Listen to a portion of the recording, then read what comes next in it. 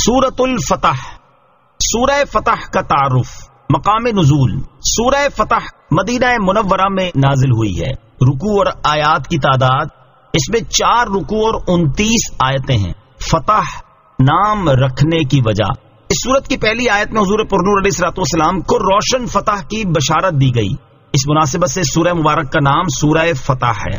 سورہ فتح کی فضیلت، حضرت عمر فاروق رضی اللہ تعالیٰ عنہ فرماتے ہیں، ایک سفر کے دوران میں نے حضور پرنور علیہ الصلوۃ والسلام کی بارگاہ میں حاضر ہو کر سلام عرض کیا۔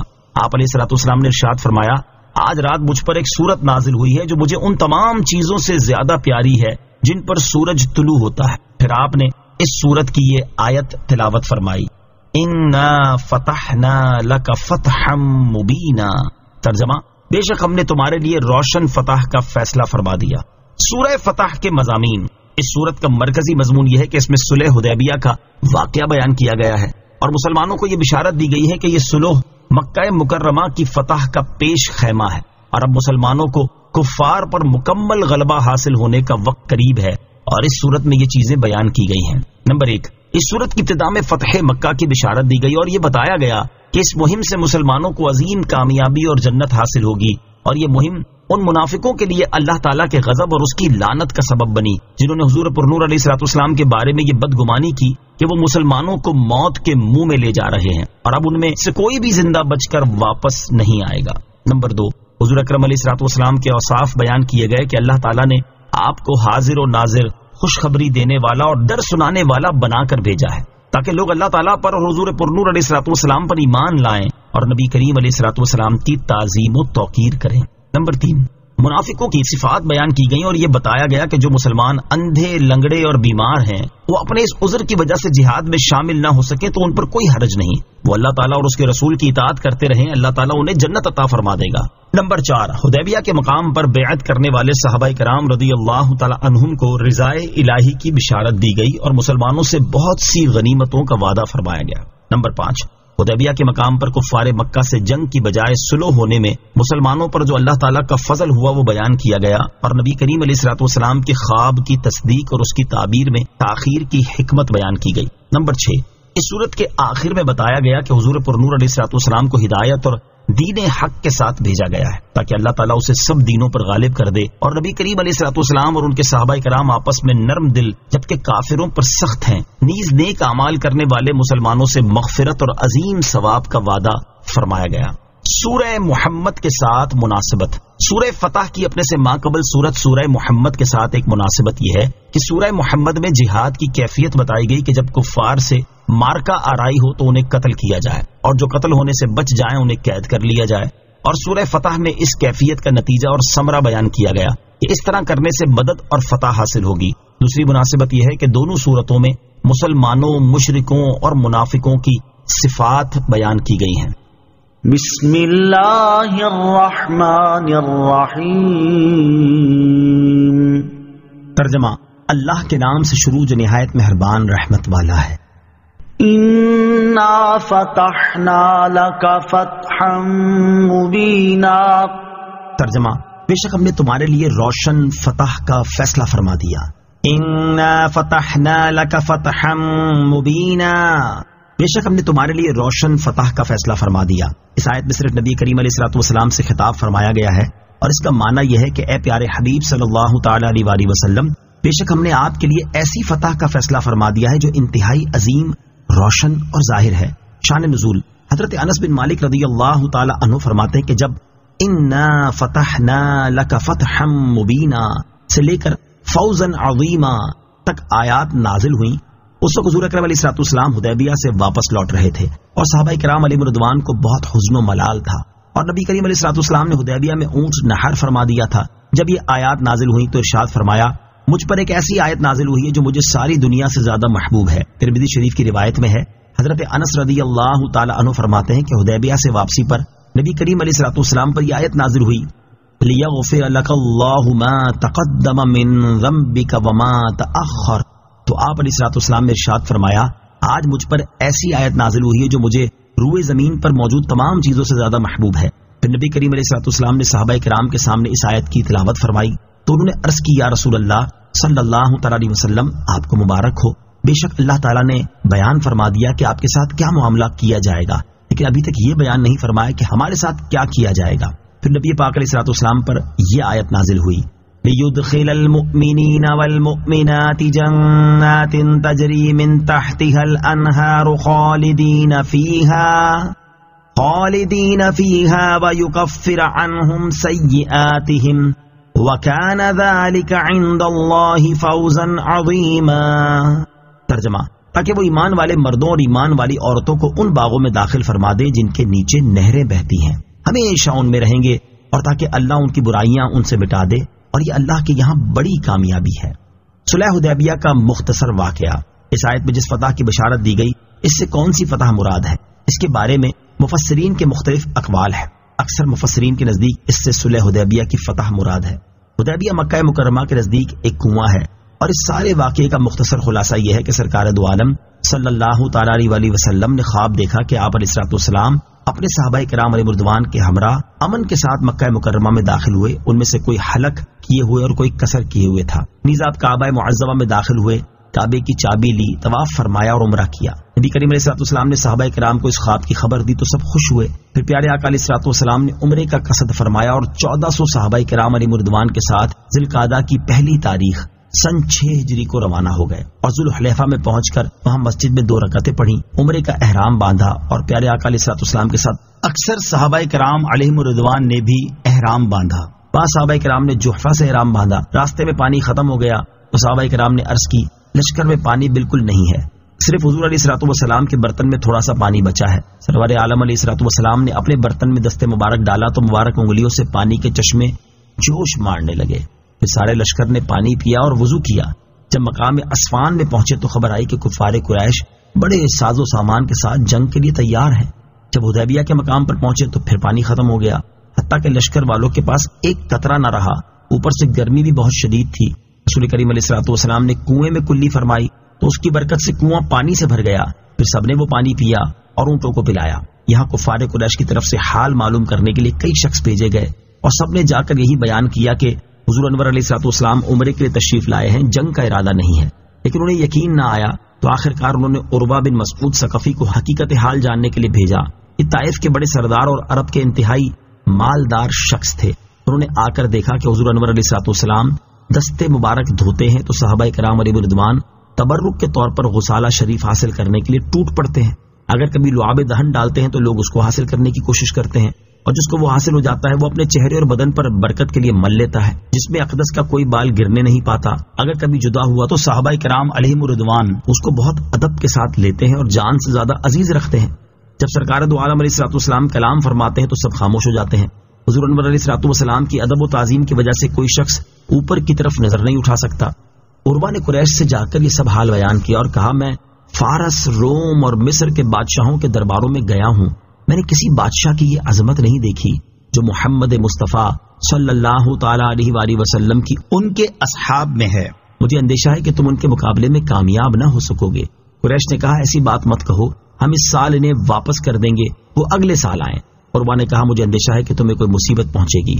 یہ کہہ کر وہ اپنے ہمراہیوں کے ساتھ طائف واپس چلے گئے، اور اس واقعے کے بعد اللہ تعالیٰ نے انہیں مشرف با اسلام کیا۔ اسی مقام پر حضور پرنور علیہ الصلوۃ والسلام نے صحابہ کرام سے بیعت لی، اسے بیعت رضوان کہتے ہیں۔ بیعت کی خبر سے کفار خوفزدہ ہوئے، اور ان کی رائے دینے والوں نے یہی مناسب سمجھا کہ سلو کر لیں۔ چنانچہ سلو نامہ لکھا گیا، اور آئندہ سال حضور علیہ الصلوۃ والسلام کا تشریف لانا قرار پایا، اور یہ صلح مسلمانوں کے حق میں بہت نفع مند ہوئی، بلکہ نتائج کے اعتبار سے فتح ثابت ہوئی۔ اس لیے اکثر مفسرین فتح سے صلح حدیبیہ مراد لیتے ہیں، اور بعض مفسرین وہ تمام اسلامی فتوحات مراد لیتے ہیں جو آئندہ ہونے والی تھیں، جیسے مکہ، خیبر، حنین اور طائف وغیرہ کی فتوحات۔ اس صورت میں یہاں فتح کو ماضی کے صیغے سے اس لیے بیان کیا گیا کہ ان فتوحات کا وقوع یقینی تھا۔ لِيَغْفِرَ لَكَ اللَّهُ مَا تَقَدَّمَ مِن ذَنبِكَ وَمَا تَأَخَّرَ وَيُتِمَّ نِعْمَتَهُ عَلَيْكَ وَيَهْدِيَكَ صِرَاطًا مُسْتَقِيمًا وَيَنصُرَكَ اللَّهُ نَصْرًا عَزِيزًا۔ ترجمہ، تاکہ اللہ تمہارے صدقے تمہارے اپنوں کے اگلے اور پچھلے گناہ بخش دے اور اپنا انعام تم پر تمام کر دے، اور تمہیں سیدھی راہ دکھا دے، اور اللہ تمہاری زبردست مدد فرمائے۔ لِيَغْفِرَ لَكَ اللَّهُ مَا تَقَدَّمَ مِن ذَنبِكَ وَمَا تَأَخَّرَ، تاکہ اللہ تمہارے صدقے تمہارے اپنوں کے اگلے اور پچھلے گناہ بخش دے۔ اس سے پہلی آیت میں فرمایا گیا کہ ہم نے آپ کے لیے روشن فتح کا فیصلہ فرما دیا، اور اس آیت سے فتح کا فیصلہ فرما دینے کی علت بیان کی جا رہی ہے کہ اے حبیب صلی اللہ تعالیٰ علیہ وسلم، ہم نے آپ کے لیے روشن فتح کا فیصلہ فرما دیا تاکہ اللہ تعالیٰ آپ کے صدقے آپ کے اپنوں کے اگلے اور پچھلے گناہ بخش دے اور آپ کی بدولت امت کی مغفرت فرمائے۔ اعلیٰ حضرت امام احمد رضا خان اور رحمۃ اللہ تعالی علیہ نے آیت مبارکہ کے اس حصے سے متعلق فتاوی رضویہ میں بہت تفصیل سے کلام فرمایا ہے۔ اس میں سے ایک جز کا خلاصہ یہ ہے کہ سورہ فتح کی اس آیت کریمہ میں موجود لفظ لکا میں لام تعلیل کا ہے، اور ما تقدم من ذنبک سے مراد تمہارے اگلوں کے گناہ ہیں، اور اگلوں سے میری مراد حضرت عبداللہ اور سیدہ آمنہ رضی اللہ تعالیٰ عنہا سے لے کر نسب کریم کی انتہا تک تمام آبائے کرام اور امہات طیبات مراد ہیں۔ البتہ ان میں سے جو انبیاء کرام علیہ الصلوۃ والسلام ہیں، جیسے حضرت آدم، شیس، نوح، خلیل اور اسماعیل علیہ الصلوۃ والسلام، وہ اس سے مستثنا ہیں۔ اور ما تأخر سے مراد تمہارے پچھلے یعنی قیامت تک تمہارے اہل بیت اور امت مرحومہ مراد ہے۔ تو آیت کریمہ کا حاصل یہ ہوا کہ ہم نے تمہارے لیے فتح مبین فرمائی تاکہ اللہ تعالیٰ تمہارے سبب سے بخش دے تم سے تعلق رکھنے والے سب اگلوں پچھلوں کے گناہ۔ نوٹ: اس آیت مبارکہ سے متعلق مزید معلومات حاصل کرنے کے لیے فتاوی رضویہ جلد 29 صفحہ 394 تا 401 کا مطالعہ فرمائیں۔ وَيُتِمَّ نِعْمَتَهُ عَلَيْكَ، اور اپنا انعام تم پر تمام کر دے۔ آیت کے حصے اور اس کے بعد والی آیت کا خلاصہ یہ ہے کہ اللہ تعالیٰ نے اپنے حبیب علیہ الصلوۃ والسلام کے لیے فتح کا جو فیصلہ فرمایا، اس کی دوسری وجہ یہ ہے کہ اللہ تعالیٰ اپنی دنیاوی اور دینی نعمتیں آپ پر تمام کر دے، اور تیسری وجہ یہ ہے کہ آپ کو رسالت کی تبلیغ اور ریاست میں اصول و قوانین قائم کرنے میں سیدھی راہ دکھا دے، اور چوتھی وجہ یہ ہے کہ اللہ تعالیٰ آپ کی زبردست مدد فرمائے اور دشمنوں پر کامل غلبہ عطا فرمائے۔ هو الذي أنزل السكينة في قلوب المؤمنين ليزدادوا إيمانا مع إيمانهم وَلِلَّهِ جُنُودُ السَّمَاوَاتِ وَالْأَرْضِ وَكَانَ اللَّهُ عَلِيمًا حَكِيمًا۔ ترجمہ: وہی ہے جس نے ایمان والوں کے دلوں میں اطمینان اتارا تاکہ ان کے یقین پر یقین میں اضافہ ہو، اور آسمان اور زمین کے تمام لشکر اللہ ہی کی ملک ہیں، اور اللہ علم والا حکمت والا ہے۔ هو الذی انزل السکینۃ فی قلوب المؤمنین، وہی ہے جس نے ایمان والوں کے دلوں میں اطمینان اتارا۔ اس سے پہلی آیت میں مدد فرمانے کا ذکر ہوا، اور اس آیت میں مدد کی صورت بیان کی جا رہی ہے۔ چنانچہ اس آیت کا خلاصہ یہ ہے کہ اللہ تعالیٰ نے ہی صلح اور امن کے ذریعے ایمان والوں کے دلوں میں اطمینان اتارا تاکہ ان کے یقین میں مزید اضافہ ہو جائے، اور عقیدہ راسخ ہونے کے باوجود نفس کو اطمینان حاصل ہو، اور یہ وہ چیز ہے جس کے ذریعے جنگ وغیرہ کے دوران ثابت قدمی نصیب ہوتی ہے۔ اور یاد رکھو کہ آسمانوں اور زمین کے تمام لشکر جیسے فرشتے اور ساری مخلوقات اللہ تعالیٰ ہی کی ملک ہیں، اور وہ اس پر قادر ہے کہ جس سے چاہے اپنے رسول علیہ الصلوۃ والسلام کی مدد فرمائے، لیکن اس نے کسی اور کو مدد کرنے پر مقرر نہیں فرمایا، بلکہ ایمان والو تمہارے دلوں میں اطمینان اتارا تاکہ رسول کریم علیہ الصلوۃ والسلام کی مدد کرنا اور ان کے دشمنوں کو ہلاک کرنا تمہارے ہاتھوں سے ہو، اور اس کی وجہ سے تمہیں ثواب اور دشمنوں کو عذاب ملے۔ اور اللہ تعالیٰ کی شان یہ ہے کہ وہ آسمانوں اور زمین کے تمام لشکروں کا علم رکھنے والا اور ان کا انتظام فرمانے میں حکمت والا ہے۔ لِيُدْخِلَ الْمُؤْمِنِينَ وَالْمُؤْمِنَاتِ جَنَّاتٍ تَجْرِي مِن تَحْتِهَا الْأَنْهَارُ خَالِدِينَ فِيهَا وَيُكَفِّرَ عَنْهُمْ سَيِّئَاتِهِمْ وَكَانَ ذَلِكَ عِندَ اللَّهِ فَوْزًا عَظِيمًا۔ وَيُعَذِّبَ الْمُنَافِقِينَ وَالْمُنَافِقَاتِ وَالْمُشْرِكِينَ وَالْمُشْرِكَاتِ الظَّانِّينَ بِاللَّهِ ظَنَّ السَّوْءِ علیہم دائرۃ السوء وغضب اللہ علیہم ولعنہم وأعد لہم جہنم وساءت مصیرا۔ ترجمہ: تاکہ وہ ایمان والے مردوں اور ایمان والی عورتوں کو ان باغوں میں داخل فرما دے جن کے نیچے نہریں بہتی ہیں، ہمیشہ ان میں رہیں گے، اور تاکہ اللہ ان کی برائیاں ان سے مٹا دے، اور یہ اللہ کے یہاں بڑی کامیابی ہے، اور تاکہ وہ منافق مردوں اور منافق عورتوں اور مشرک مردوں اور مشرک عورتوں کو عذاب دے جو اللہ پر برا گمان کرتے ہیں۔ بری گردش انہی پر ہے، اور اللہ نے ان پر غضب فرمایا اور ان پر لعنت کی اور ان کے لیے جہنم تیار فرمائی، اور وہ کیا ہی برا ٹھکانہ ہے۔ لِيُدْخِلَ الْمُؤْمِنِينَ وَالْمُؤْمِنَاتِ جَنَّاتٍ، تاکہ وہ ایمان والے مردوں اور ایمان والی عورتوں کو باغوں میں داخل فرما دے۔ اس آیت اور اس کے بعد والی آیت کا خلاصہ یہ ہے کہ اللہ تعالیٰ نے فتح و نصرت کا وعدہ فرمایا اور ایمان والوں کے دلوں کو تسکین دی۔ اس کی ایک حکمت یہ ہے کہ ایمان والے اللہ تعالیٰ کی نعمتوں پر اس کا شکر ادا کریں جس پر اللہ تعالیٰ انہیں ثواب عطا فرمائے، اور ایمان والے مردوں اور عورتوں کو ان باغوں میں داخل فرما دے جن کے نیچے نہریں بہتی ہیں، وہ ہمیشہ ان میں رہیں گے۔ دوسری حکمت یہ ہے کہ جنت میں داخل ہونے سے پہلے اللہ تعالیٰ ایمان والوں کے ان گناہوں کو مٹا دے جو ان سے سرزد ہوئے، تاکہ وہ گناہوں سے پاک اور صاف ہو کر جنت میں داخل ہوں۔ اور یہ جنت میں داخل کیا جانا اور برائیوں کا مٹا دیا جانا اللہ تعالیٰ کے یہاں بڑی کامیابی ہے۔ تیسری حکمت یہ ہے کہ اللہ تعالیٰ مدینہ منورہ کے منافق مردوں اور منافقہ عورتوں کو اور مکہ مکرمہ کے مشرک مردوں اور مشرکہ عورتوں کو ان کے باطنی اور ظاہری کفر کی وجہ سے عذاب دے جو اللہ تعالیٰ پر برا گمان کرتے ہیں کہ وہ اپنے رسول دو عالم کے سردار محمد مصطفیٰ صلی اللہ تعالی علیہ وسلم اور ان پر ایمان لانے والوں کی مدد نہ فرمائے گا۔ ان کے برے گمان کا وبال عذاب اور ہلاکت کی صورت میں انہی پر ہے، اور اللہ تعالیٰ نے ان پر غضب فرمایا اور ان پر لعنت کی، اور آخرت میں ان کے لیے جہنم تیار فرمائی، اور جہنم کیا ہی برا ٹھکانہ ہے۔ وَلِلَّهِ جُنُودُ السَّمَاوَاتِ وَالْأَرْضِ وَكَانَ اللَّهُ عَزِيزًا حَكِيمًا۔ ترجمہ: اور آسمانوں اور زمین کے سب لشکر اللہ ہی کی ملکیت میں ہیں، اور اللہ عزت والا حکمت والا ہے۔ وَلِلَّهِ جُنُودُ السَّمَاوَاتِ وَالْأَرْضِ، اور آسمانوں اور زمین کے سب لشکر اللہ ہی کی ملکیت میں ہیں۔ بعض مفسرین فرماتے ہیں کہ جب صلح حدیبیہ ہو گئی تو عبداللہ بن ابی نے کہا، کیا محمد مصطفیٰ صلی اللہ تعالی علیہ وسلم یہ گمان کرتے ہیں کہ جب انہوں نے اہل مکہ سے صلح کر لی یا مکے کو فتح کر لیا تو ان کا کوئی دشمن باقی نہیں رہے گا؟ اگر ایسی بات ہے تو فارس اور روم کدھر جائیں گے؟ تب اللہ تعالیٰ نے یہ آیت مبارکہ نازل فرمائی کہ آسمانوں اور زمین کے تمام لشکروں کا مالک اللہ تعالیٰ ہی ہے، اور یہ فارس و روم کے لشکروں سے بہت زیادہ ہے، اور اللہ تعالیٰ اس پر قادر ہے کہ وہ ان میں سے جس لشکر کے ذریعے چاہے اپنے حبیب علیہ الصلوۃ والسلام اور ایمان والوں کے دشمن اور اس کی سازش کو دور فرما دے۔ اور اللہ تعالیٰ کی شان یہ ہے کہ وہ غالب ہے تو اس کے عذاب کو کوئی دور نہیں کر سکتا، اور وہ اپنی تدبیر میں حکمت والا ہے۔ اِنَّا أَرْسَلْنَاكَ شَاهِدًا وَمُبَشِّرًا وَنَذِيرًا۔ ترجمہ: بے شک ہم نے تمہیں گواہ اور خوشخبری دینے والا اور ڈر سنانے والا بنا کر بھیجا۔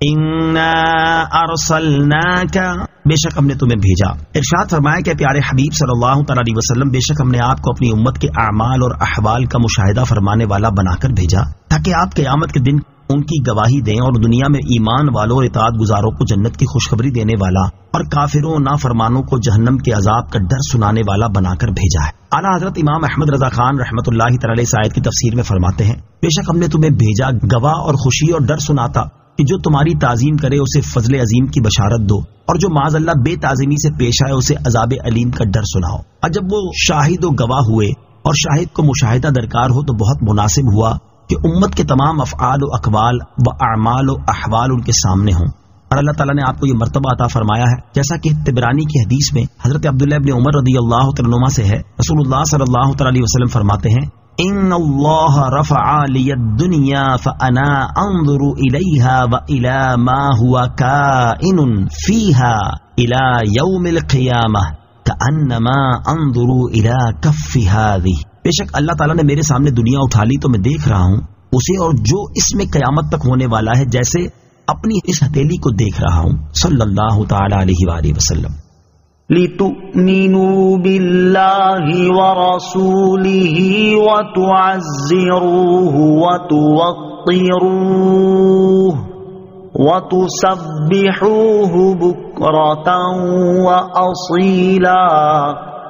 ترجمہ: تاکہ اے لوگوں تم اللہ اور اس کے رسول پر ایمان لاؤ اور رسول کی تعظیم و توقیر کرو اور صبح و شام اللہ کی پاکی بیان کرو۔ لِتُؤْمِنُوا بِاللَّهِ وَرَسُولِهِ، تاکہ اے لوگوں تم اللہ اور اس کے رسول پر ایمان لاؤ۔ اس آیت میں اللہ تعالیٰ نے اپنے حبیب علیہ الصلوۃ والسلام کو شاہد، مبشر اور نذیر بنا کر بھیجنے کے گویا 3 مقاصد بیان فرمائے ہیں۔ پہلا مقصد یہ ہے کہ لوگ اللہ تعالیٰ اور اس کے رسول صلی اللہ تعالیٰ علیہ وآلہ وسلم پر ایمان لائیں۔ دوسرا مقصد یہ ہے کہ لوگ رسول کریم علیہ الصلوۃ والسلام کی تعظیم اور توقیر کریں۔ تیسرا مقصد یہ ہے کہ لوگ صبح و شام اللہ تعالیٰ کی پاکی بیان کریں۔ پہلا مقصد تو واضح ہے، جبکہ دوسرے مقصد کے بارے میں بعض مفسرین یہ بھی فرماتے ہیں کہ یہاں آیت میں تعظیم و توقیر کرنے کا جو حکم دیا گیا ہے وہ اللہ تعالیٰ کے لیے ہے، یعنی تم اللہ تعالیٰ کی تعظیم اور توقیر کرو۔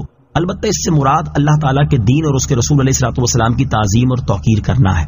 تیسرے مقصد کے بارے میں مفسرین فرماتے ہیں کہ صبح و شام اللہ تعالیٰ کی پاکی بیان کرنے سے مراد ان اوقات میں ہر نقص و عیب سے اس کی پاکی بیان کرنا ہے، یا صبح کی تسبیح سے مراد نماز فجر اور شام کی تسبیح سے باقی چاروں نمازیں مراد ہیں۔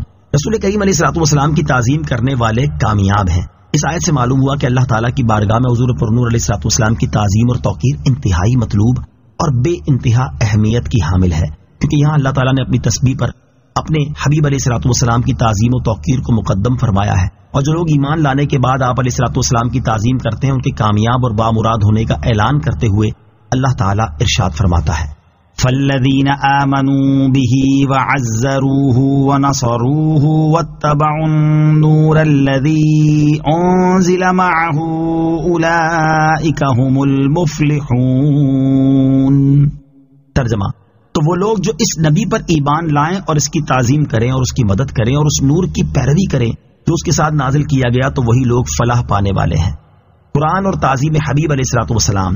دنیا کے شہنشاہوں کا اصول یہ ہے کہ جب ان میں سے کوئی شہنشاہ آتا ہے تو وہ اپنی تعظیم کے اصول اور اپنے دربار کے آداب خود بناتا ہے، اور جب وہ چلا جاتا ہے تو اپنی تعظیم و ادب کے نظام کو بھی ساتھ لے جاتا ہے۔ لیکن کائنات میں ایک شہنشاہ ایسا ہے جس کے دربار کا عالمی نرالا ہے کہ اس کی تعظیم اور اس کی بارگاہ میں ادب و احترام کے اصول و قوانین نہ اس نے خود بنائے ہیں اور نہ ہی مخلوق میں سے کسی اور نے بنائے ہیں، بلکہ اس کی تعظیم کے احکام اور اس کے دربار کے آداب تمام شہنشاہوں کے شہنشاہ، تمام بادشاہوں کے بادشاہ اور ساری کائنات کو پیدا فرمانے والے رب تعالیٰ نے نازل فرمائے ہیں۔ اور بہت سے قوانین ایسے ہیں جو کسی خاص وقت تک کے لیے نہیں بلکہ ہمیشہ ہمیشہ کے لیے مقرر فرمائے ہیں، اور وہ عظیم شہنشاہ اس کائنات کے مالک و مختار محمد مصطفیٰ صلی اللہ تعالیٰ علیہ وسلم کی ذات گرامی ہے، جن کی تعظیم و توقیر کرنے کا خود اللہ تعالیٰ نے حکم دیا اور قرآن مجید میں آپ کی تعظیم اور ادب کے باقاعدہ اصول اور احکام بیان فرمائے۔ یہاں اس شہنشاہ کے ادب و تعظیم کے احکام پر مشتمل قرآن مجید کی 9 آیات سماعت کیجیے جن میں اللہ تعالیٰ نے متعدد احکام دیے ہیں۔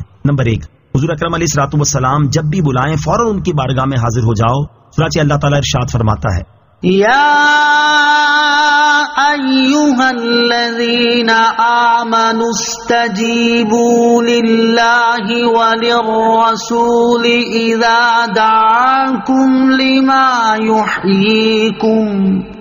ترجمہ: اے ایمان والو، اللہ اور اس کے رسول کی بارگاہ میں حاضر ہو جاؤ جب وہ تمہیں اس چیز کے لیے بلائیں جو تمہیں زندگی دیتی ہے۔ نمبر 2، بارگاہ رسالت میں کوئی بات عرض کرنے سے پہلے صدقہ دے لو، چنانچہ اللہ تعالیٰ ارشاد فرماتا ہے: یا ایھا الذین آمنوا اذا ناجیتم الرسول فقدموا بین یدی نجواکم صدقہ ذلك خير لكم وأطهر فإن لم تجدوا فإن الله غفور رحيم۔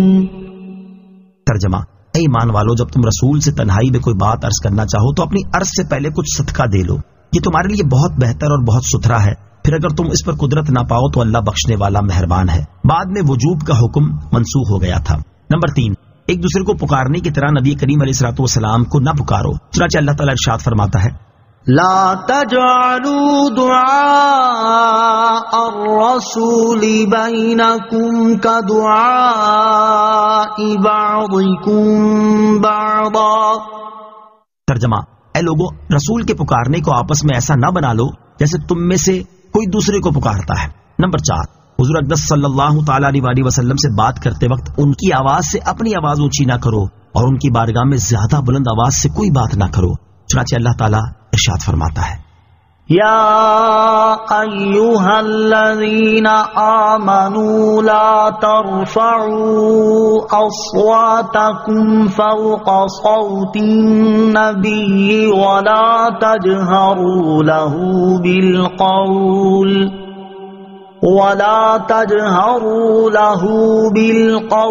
كجهر بعضكم لبعض أن تحبط أعمالكم وأنتم لا تشعرون۔ ترجمہ: اے ایمان والو، اپنی آوازیں نبی کی آواز پر اونچی نہ کرو اور ان کے حضور زیادہ بلند آواز سے کوئی بات نہ کہو، جیسے ایک دوسرے کے سامنے بلند آواز سے بات کرتے ہو کہ کہیں تمہارے اعمال برباد نہ ہو جائیں اور تمہیں خبر نہ ہو۔ نمبر 5، جس کلمے میں ادب ترک ہونے کا شائبہ بھی ہو وہ زبان پر لانا ممنوع ہے، جیسا کہ لفظ راعنا کو تبدیل کرنے کا حکم دینے سے یہ بات واضح ہے۔ چنانچہ اللہ تعالیٰ ارشاد فرماتا ہے: یا ایھا الذین آمنوا لا تقولوا راعنا وقولوا انظرنا واسمعوا وَلِلْكَافِرِينَ عَذَابٌ أَلِيمٌ۔ ترجمہ: اے ایمان والو، راعنا نہ کہو اور یوں عرض کرو کہ حضور ہم پر نظر رکھیں، اور پہلے ہی سے بغور سنو، اور کافروں کے لیے دردناک عذاب ہے۔ نمبر 6، کسی قول اور فعل میں ان سے آگے نہ بڑھو، چنانچہ اللہ تعالیٰ ارشاد فرماتا ہے: یا ایھا الذین آمنوا لا تقدموا بین یدی اللہ ورسولہ واتقوا اللہ ان اللہ سمیع علیم۔ ترجمہ: اے ایمان والو، اللہ اور اس کے رسول سے آگے نہ بڑھو اور اللہ سے ڈرو، بے شک اللہ سننے والا جاننے والا ہے۔ نمبر 7، حجروں کے باہر سے پکارنے والوں کو اللہ تعالیٰ نے بے عقل فرمایا اور انہیں تعظیم کی تعلیم دی، چنانچہ اللہ تعالیٰ ارشاد فرماتا ہے: ان الذین ینادونک من وراء الحجرات اکثرهم لا يعقلون ولو انہم صبروا حتی تخرج الیہم لکان خیرا لہم واللہ غفور رحیم۔ ترجمہ: بے شک جو لوگ آپ کو حجروں کے باہر سے پکارتے ہیں ان میں اکثر بے عقل ہیں، اور اگر وہ صبر کرتے یہاں تک کہ تم ان کے پاس خود تشریف لے آتے تو یہ ان کے لیے بہتر تھا، اور اللہ بخشنے والا مہربان ہے۔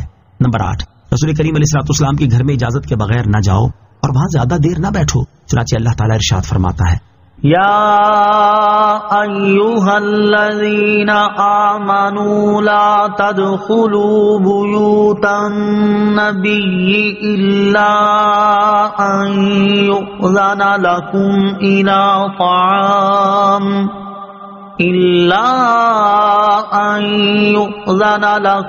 إلى طعام غير ناظرين إناه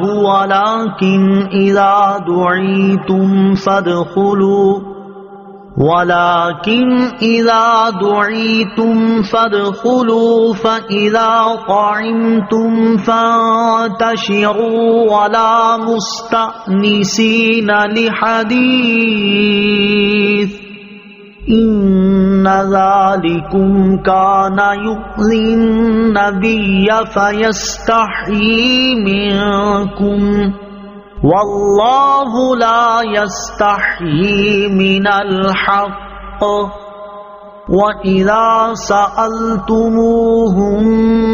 مَتَاعًا فَاسْأَلُوهُنَّ مِنْ وَرَاءِ حِجَابٍ ذَلِكُمْ أَطْهَرُ لِقُلُوبِكُمْ وَقُلُوبِهِمْ وَمَا كَانَ لَكُمْ أَن تُؤْذُوا رَسُولَ اللَّهِ وَلَا أَن تَنكِحُوا أَزْوَاجَهُ مِن بَعْدِهِ أَبَدًا إِنَّ ذَلِكُمْ كَانَ عِندَ اللَّهِ عَظِيمًا۔ ترجمہ: اے ایمان والو، نبی کے گھروں میں نہ حاضر ہو جب تک اجازت نہ ہو، جیسے کھانے کے لیے بلایا جائے، یوں نہیں کہ خود ہی اس کے پکنے کا انتظار کرتے رہو۔ ہاں جب تمہیں بلایا جائے تو داخل ہو جاؤ، پھر جب کھانا کھا لو تو چلے جاؤ، اور یہ نہ ہو کہ باتوں سے دل بہلاتے ہوئے بیٹھے رہو۔ بے شک یہ بات نبی کو ایذا دیتی تھی تو وہ تمہارا لحاظ فرماتے تھے، اور اللہ حق فرمانے میں شرماتا نہیں۔ اور جب تم نبی کی بیویوں سے کوئی سامان مانگو تو پردے کے باہر سے مانگو، تمہارے دلوں اور ان کے دلوں کے لیے یہ زیادہ پاکیزگی کی بات ہے، اور تمہارے لیے ہرگز جائز نہیں کہ رسول اللہ کو ایذا دو، اور نہ یہ جائز ہے کہ ان کے بعد کبھی ان کی بیویوں سے نکاح کرو، بے شک یہ اللہ کے نزدیک بڑی سخت بات ہے۔ ان آیات میں دیے گئے احکام سے صاف واضح ہے کہ اللہ تعالیٰ کی بارگاہ میں اس کے حبیب علیہ الصلوۃ والسلام کا ادب و تعظیم انتہائی مطلوب ہے، اور ان کا ادب و تعظیم نہ کرنا اللہ تعالیٰ کی بارگاہ میں انتہائی سخت ناپسندیدہ ہے، حتیٰ کہ اس پر سخت وعیدیں بھی ارشاد فرمائی ہیں۔ اسی سے معلوم ہوا کہ سید المرسلین علیہ الصلوۃ والسلام کا ادب و تعظیم کرنا شرک ہرگز نہیں ہے۔ جو لوگ اسے شرک کہتے ہیں ان کا یہ کہنا مردود ہے۔ اعلیٰ حضرت امام احمد رضا خان رحمۃ اللہ تعالی کیا خوب فرماتے ہیں، شرک ٹھہرے جس میں تعظیم حبیب، اس برے مذہب پہ لعنت کیجیے۔ صحابہ کرام اور تعظیم مصطفیٰ صلی اللہ تعالی علیہ وآلہ وسلم۔ صحابہ کرام رضی اللہ تعالیٰ عنہم وہ عظیم ہستیاں ہیں جنہوں نے اللہ تعالیٰ کے حبیب صلی اللہ تعالی علیہ وآلہ وسلم کی زبان اقدس سے اللہ تعالیٰ کے وہ احکام سنے جن میں آپ علیہ الصلوۃ والسلام کی تعظیم و توقیر اور ادب و احترام کرنے کا فرمایا گیا ہے۔ اسی لیے ان عالی شان ہستیوں نے اللہ تعالیٰ کے حبیب صلی اللہ تعالی علیہ وسلم کی تعظیم اور ان کی بابرکت بارگاہ کے ادب و احترام کی انتہائی شاندار مثالیں رقم کی ہیں، اور اگرچہ انہیں حضور پرنور علیہ الصلوۃ والسلام کی صحبت کا فیض بہت زیادہ حاصل تھا، یوں ہی یہ تاجدار رسالت صلی اللہ تعالی علیہ وسلم سے انتہائی شدید محبت بھی کرتے تھے۔ اس کے باوجود تعظیم و توقیر میں کوتاہی اور تقصیر کے کبھی مرتکب نہیں ہوتے تھے، بلکہ ہمیشہ حضور اکرم علیہ الصلوۃ والسلام کی تعظیم و توقیر میں اضافہ ہی کرتے تھے، جیسے تمام صحابہ کرام علیہم الرضوان حضور اقدس علیہ الصلوۃ والسلام کو بہترین القاب کے ساتھ انتہائی عاجزی سے اور آپ کے مرتبہ و مقام کی انتہائی رعایت کرتے ہوئے خطاب کرتے تھے، اور جب کلام کرتے تو اس کی ابتدا میں سلام کے بعد یوں کہتے، فدیتک بابی و امی، میرے ماں باپ بھی آپ پر فدا ہوں، یا یوں کہتے، بنفسی انت یا رسول اللہ، میری جان آپ صلی اللہ تعالی علیہ وآلہ وسلم پر نثار ہے۔ حضرت اسامہ رضی اللہ تعالی عنہ فرماتے ہیں کہ میں بارگاہ رسالت صلی اللہ تعالی علیہ وآلہ وسلم میں حاضر ہوا تو یہ دیکھا کہ صحابہ کرام رضوان اللہ تعالی علیہ مجمعین آپ صلی اللہ تعالی علیہ وآلہ وسلم کے گرد اس طرح ساکن بیٹھے ہوئے تھے گویا ان کے سروں پر پرندے بیٹھے ہوئے ہیں۔ یہ تو ان کی اجتماعی تعظیم کا حال تھا۔ اب انفرادی تعظیم پر مشتمل دو واقعات سماعت کیجیے۔ نمبر 1، حضرت عثمان بن عفان رضی اللہ تعالیٰ عنہ کے بارے میں روایت ہے کہ جب نبی کریم صلی اللہ تعالی علیہ وآلہ وسلم نے حدیبیہ کے موقع پر آپ رضی اللہ تعالیٰ عنہ کو قریش کے پاس بھیجا، قریش نے حضرت عثمان رضی اللہ تعالیٰ عنہ کو طواف کعبہ کی اجازت دے دی، لیکن حضرت عثمان رضی اللہ تعالیٰ عنہ نے یہ کہہ کر انکار کر دیا، ما كنت لأفعل حتى يطوف به رسول اللہ صلی اللہ تعالی علیہ وسلم، میں اس وقت تک طواف نہیں کر سکتا جب تک کہ رسول اللہ صلی اللہ تعالی علیہ وسلم طواف نہیں کرتے۔ نمبر 2، غزوہ خیبر سے واپسی میں صحبہ کے مقام پر نبی کریم علیہ الصلوۃ والسلام نے نماز عصر پڑھی۔ اس کے بعد حضرت علی المرتضیٰ کرم اللہ تعالی وجہ الکریم کے زانوں پر سر مبارک رکھ کر آرام فرمانے لگے۔ حضرت علی المرتضیٰ کرم اللہ تعالی وجہ الکریم نے کسی وجہ سے ابھی تک نماز عصر نہ پڑھی تھی۔ یہ اپنی آنکھ سے دیکھ رہے تھے کہ وقت جا رہا ہے، مگر اس خیال سے کہ زانو سرکاتا ہوں تو کہیں حضور اقدس علیہ الصلوۃ والسلام کی مبارک نیند میں خلل نہ آ جائے، زانو نہ ہٹایا یہاں تک کہ سورج غروب ہو گیا۔ جب نبی کریم علیہ الصلوۃ والسلام کی چشم مبارک کھلی تو حضرت علی المرتضیٰ کرم اللہ تعالی وجہ الکریم نے اپنی نماز کا حال عرض کیا۔ پیارے آقا علیہ الصلوۃ والسلام نے دعا فرمائی تو سورج پلٹ آیا۔ حضرت علی المرتضیٰ کرم اللہ تعالی وجہ الکریم نے نماز عصر ادا کی، پھر سورج ڈوب گیا۔ حضرت علی کرم اللہ تعالی وجہ الکریم نے رسول کریم علیہ الصلوۃ والسلام کی تعظیم کی خاطر عبادات میں سے افضل عبادت نماز، اور وہ بھی درمیانی نماز یعنی نماز عصر قربان کر دی۔ نیز ہجرت کے موقع پر یار غار حضرت ابوبکر صدیق رضی اللہ تعالیٰ عنہ نے جو جان نثاری کی مثال قائم کی ہے وہ بھی اپنی جگہ بے مثال ہے، اور ان واقعات کی طرف اشارہ کرتے ہوئے اعلیٰ حضرت امام احمد رضا خان رحمت اللہ تعالی علیہ فرماتے ہیں، مولا علی نے واری تیری نیند پر نماز، اور وہ بھی عصر سب سے جو اعلیٰ خطر کی ہے، صدیق بلکہ غار میں جان اس پہ دے چکے، اور حفظ جان تو جان فروز غرر کی ہے، ہاں تو نے ان کو جان انہیں پھیر دی نماز، پر وہ تو کر چکے تھے جو کرنی بشر کی ہے۔ ثابت ہوا کہ جملہ فرائض فرو ہیں، اصل الاصول بندگی اس تاجور کی ہے۔ الغرض صحابہ کرام علیہم رضوان سید المرسلین صلی اللہ تعالی علیہ وسلم کی شاہکار تعظیم اور بے مثال ادب و احترام کیا کرتے تھے۔ اللہ تعالیٰ ان کے ادب و تعظیم کا صدقہ ہمیں بھی رسول کریم علیہ الصلوۃ والسلام کا ادب و احترام کرتے رہنے کی توفیق عطا فرمائے، آمین۔ آیت لتؤمنوا باللہ ورسولہ وتعزروہ سے معلوم ہونے والے مسائل۔ اس آیت سے 4 مسئلے معلوم ہوئے۔ نمبر 1، تمام مخلوق پر حضور اکرم علیہ الصلوۃ والسلام کی اطاعت واجب ہے۔ نمبر 2، ہمارا ایمان حضور پرنور علیہ الصلوۃ والسلام کی بشارت و شہادت پر موقوف ہے، نہ کہ حضور اقدس علیہ الصلوۃ والسلام کا ایمان۔ نمبر 3، اعلیٰ حضرت امام احمد رضا خان رحمۃ اللہ تعالی علیہ فرماتے ہیں، معلوم ہوا کہ دین و ایمان محمد الرسول اللہ صلی اللہ تعالی علیہ وآلہ وسلم کی تعظیم کا نام ہے۔ جو ان کی تعظیم میں کلام کرے اصل رسالت کو باطل و بیکار کیا چاہتا ہے۔ نمبر 4، سرکار دو عالم صلی اللہ تعالی علیہ وآلہ وسلم کی ہر وہ تعظیم جو خلاف شرع نہ ہو کی جائے گی، کیونکہ یہاں تعظیم و توقیر کے لیے کسی قسم کی کوئی قید بیان نہیں کی گئی، اب وہ چاہے کھڑے ہو کر صلاۃ السلام پڑھنا ہو یا کوئی دوسرا طریقہ۔ مسلمانوں سے اعلیٰ حضرت رحمۃ اللہ تعالی کی ایک درخواست۔ اعلیٰ حضرت امام احمد رضا خان رحمۃ اللہ تعالی نے اپنی ایک مشہور و معروف کتاب تمہید الایمان میں سورہ فتح کی مذکورہ بالا 2 آیات کی تفصیل بیان کرتے ہوئے مسلمانوں سے ایک درخواست کی ہے۔ اس کی اہمیت کے پیش نظر یہاں اس کا کچھ حصہ سماعت کیجیے۔ چنانچہ آپ رحمۃ اللہ تعالی فرماتے ہیں، پیارے بھائیو، السلام علیکم ورحمۃ اللہ وبرکاتہ۔ اللہ تعالیٰ آپ سب حضرات کو اور آپ کے صدقے میں اس ناچیز کثیر السیئات کو دین حق پر قائم رکھے اور اپنے حبیب محمد الرسول اللہ صلی اللہ تعالی علیہ وآلہ وسلم کی سچی محبت دل میں سچی عظمت دے اور اسی پر ہم سب کا خاتمہ کرے، آمین یا ارحم الراحمین۔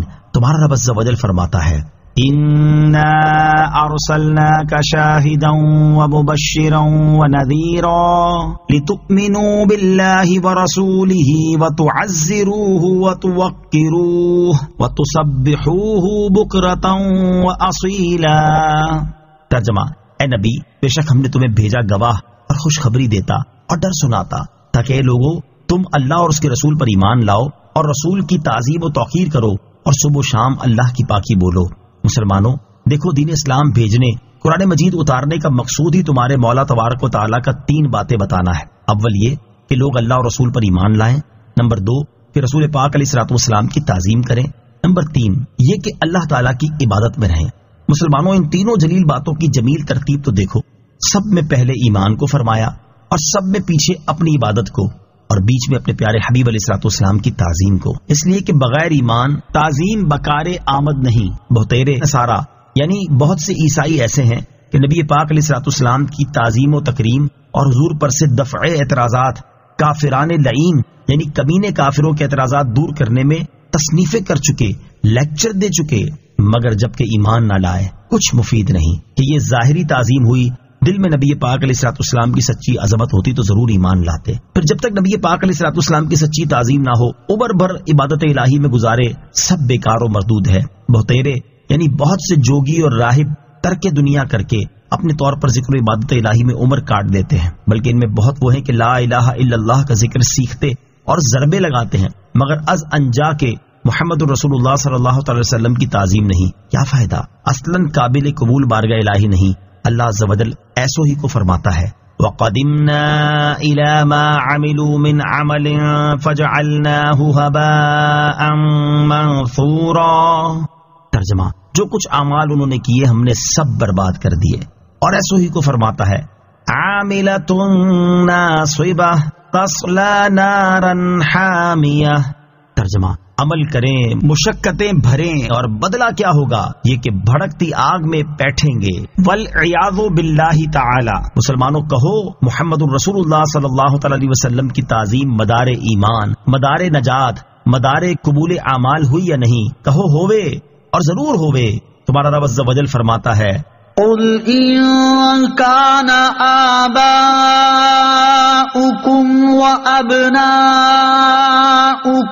وإخوانكم وأزواجكم وعشيرتكم وأموال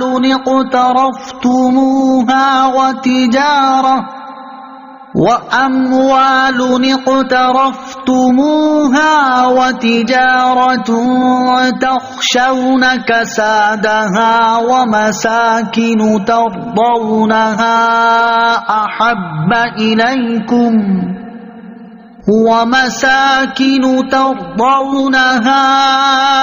أحب إليكم من اللہ ورسولہ وجہاد فی سبیلہ